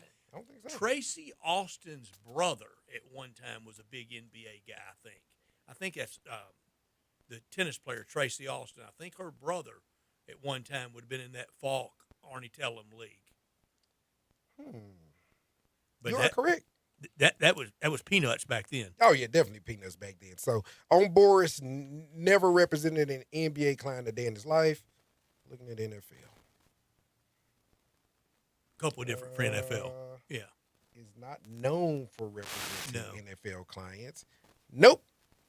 Strictly baseball. In baseball, and that's the problem with the contracts in baseball. Strictly and why baseball. We're going to have lockout in this strike. When we come back, we will wrap up this day, and we'll do it with Moe's Crunch Time. Join the voice of the Tigers, Dave Woloshin, for Wolo and Friends. Weekday mornings from 10 to 11 here on Sports 56 and 98.5 FM. Everything today is technologically based. Well, except maybe you. If you're struggling with tech, no matter what kind, call Tech for You. Tech for You for TVs, home theaters, cameras, smart locks, digital storage, and more. Tech for You makes it simple and affordable. Call 697-9695. Make your home safe, comfortable, and up to date with Tech for You. Stop struggling with tech. Call 697-9695. Veteran-owned and operated Tech for You. Technology simplified. At Jason's Deli, when you're dining in or picking up curbside, you can expect wholesome food and no surprises, just delicious sandwiches, crisp salads, and quick quality meals made with the freshest ingredients and no artificial trans fats, MSG, high fructose corn syrup, or artificial colors and dyes. Around here, a lot of thought goes into what we put into our food and what we take out of it, because you're not just taking a bite, you're getting a taste of who we are. New items are constantly being created to expand our menu for all tastes and special diets with vegan and gluten-free options available. Convenience and on-time delivery you can count on. It's just a click away at jasonsdeli.com, so whether you need to feed 5 people or 5,000, the team at Jason's Deli, they have the credentials and the commitment to keep you satisfied. Freshness is nearby at Jason's Deli with locations at Ridgeway in the Park Place Center, Poplar and Highland, Germantown Road in Cordova, and on Goodman Road in Olive Branch. Jason's Deli. It's wholesome food and no surprises. Hi, I'm Glenda Hastings, owner of Napa Cafe, and I'm inviting you over for dinner. Treat yourself tonight with a delightful dinner of scrumptious combinations. Fresh salads, homemade soups, or maybe start with an appetizer, like our baked Dungeness crab dip with manchego cheese, lemon, garlic, and French baguette toast. Drift into one of our fresh seafood dishes, like the caramelized sea scallops with curry beurre blanc, black forbidden rice, and Thai mango salad. Or our ancho honey glazed salmon with creamy black bean puree, avocado pico de gallo, and jalapeno crema. Maybe you're looking for something cozy and comforting, like our Duroc pork chop with apple brandy demi-glaze and blue cheese bacon mashed potatoes. We have something for everyone. Napa Cafe, open Wednesday through Saturday for dinner starting at 5 o'clock. For reservations, visit our website at napacafe.com. Come join us. I'd sure love to see you. Congratulations to Napa Cafe, celebrating 27 years of great food and service for you. Napa Cafe. Hi, this is Troy Fiveash, owner of Fiveash Roof Services. I wanted to take a minute and discuss advertising with you. There are so many websites that list the best service provider in your area. Even the BBB has an accredited list. You know the one thing they all have in common? A company like mine has to pay to get on that list. So that begs the question, can those lists be trusted? You know what can be trusted? History. We've been around for almost 30 years providing customers with the best service and the best products that we possibly can. So if you need a roof, siding, or gutters, give us a call. We'll come talk to you and let you decide for yourself whether or not we know what we're talking about. 5 Roof Services. Best products, best warranties, and in many cases, the best price. We're fair, honest, and ethical. 367-0050 or memphisroofer.com. 367-0050 or memphisroofer.com. 5 Roofing, it's what we do. We're here for you. This Memorial Day, turn up the heat with the Home Depot. Find the perfect grill and patio set to keep the cookouts coming all season long. Grill up a feast with the Next Grill 4-burner gas grill, only $229. And complete your space with the stylish Glen Ridge Falls 7-piece dining set, now on special buy for just $499 with free delivery. Take your Memorial Day cookout to the next level all summer long with the Home Depot. See homedepot.com/delivery for more details. If you're a homeowner, you know it took years of saving, planning, and hard work to get in the door. Then make that house a home, right? Now, all that effort has built something hugely valuable. Equity. It's the portion of your home you truly own that you can tap into to fund what's next in your life. And Rocket Mortgage is here to help you turn your home's equity into cash. So fund your next dream with Rocket Mortgage. Go to rocketmortgage.com to find out more. Rocket Mortgage, LLC, Equal Housing Lender, licensed in all 50 states. NMLS-ConsumerAccess.org, number 3030. Let's up your life with Let's. Surprise the family with a new club car and experience the best golf cart in the industry. A new golf cart is perfect for cruising the neighborhood, enjoying yourself at the lake, turning heads on the course, and just having something reliable to use around the yard. Ladd's has you covered with new and used golf cars. The new Club Car Onward, available in electric or gas and a variety of colors and features. Ladd's goes beyond the green. Whitney I-40 or online at lads.net. Crunch Time is brought to you by Humdinger's Taco Tuesday. Enjoy crunchy slaw, grilled fish, and chicken, and the best taco sauce in town. $2 tacos all day. The best deal in town. Now, back to Sports Time on Sports 56 and 98.5 FM. This hour brought to you by Jaguar Land Rover Bluff City. Here once again are Brett Norsworthy and Bryant Dacus. Say you stand by your man. Tell me something I don't understand. This is pretty cool, and we're just getting started, so.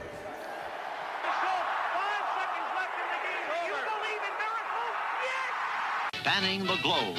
Go crazy, folks! Go crazy! This is for all the biggest crunch time. You are looking live. In your life have you seen anything like that? Goodbye! Hello, high school. It's obviously crunch time. Hammer, nail, coffin, this baby is over. All right, it is crunch time, and you want to know where I'm beaming?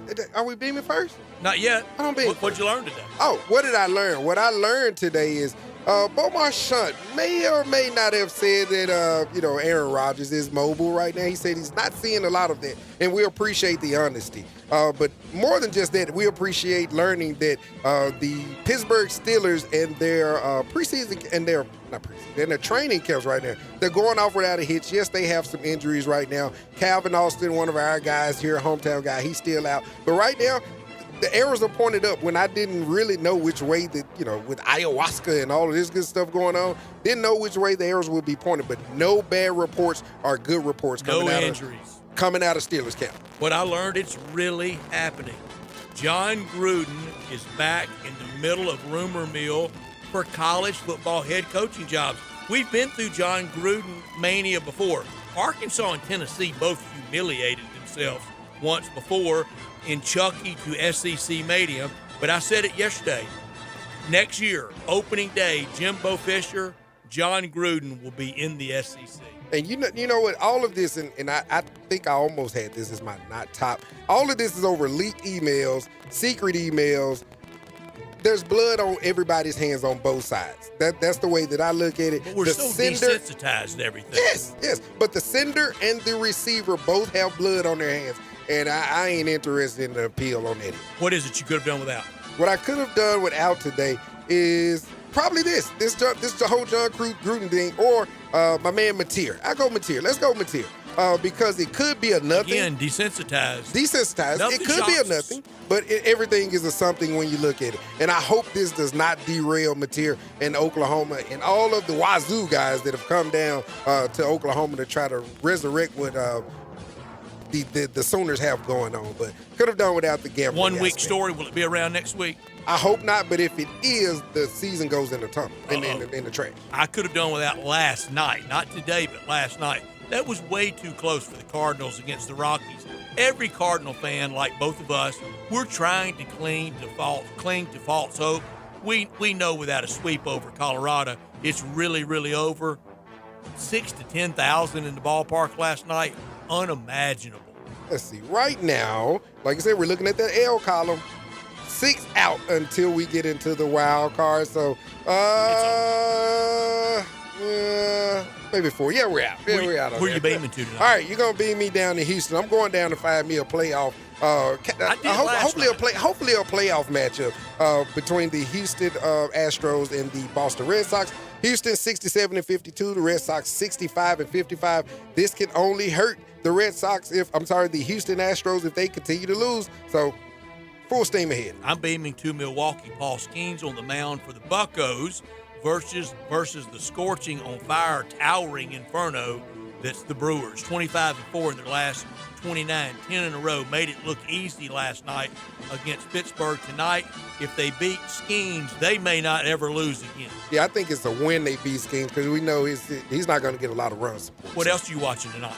What else am I watching tonight? Pretty much, you know what? I'm watching Taylor Newsome play volleyball tonight, Landon. You know what? That's right. I will be down at the Memphis Volleyball Association in my little girl's first volleyball game. So I've gone from a basketball dad. I've retired the sneakers up for basketball, and now I'm a volleyball dad. So that's actually where I will be tonight. I'm going to keep a close eye on all the starting quarterback news in college football. We had a little yesterday with Alabama. I think we'll start seeing more and more. Those coaches are scared to put up too many depth charts, though, because you put up a depth chart and half your team could be gone. Half of your team are gone. It's the sign of the times. NFL camp news we'll watch. Cardinals cannot lose to Colorado. The season is really, really over. Phillies at Cincinnati. Here's one that would be a fun World Series. Cubs at Toronto. I don't think it will be, but that's going to be a good game tonight. And also you got Jack Leiter for Texas against Anthony DeScalini for Arizona. That's Vanderbilt against Florida. Jack Leiter, any relation to Al? That's his son. That's his son. Jack pitched at Vandy with Kumar Rocker. Every day I let myself know I'm getting older now. Am I supposed to be able to see the clock in there? Because if I'm supposed to, I can. I can see the clock right here, though. It is synced, though. It is synced. You got 20 seconds. Very, very good. Great job, Landon. I appreciate it. I know you and Bryant will have it tomorrow. Darian, thank you so much. Anytime, sir. Always fun to be with you. Bryant back in tomorrow. For Landon, for Darian, I'm Brett. Everybody have a safe, great Tuesday night.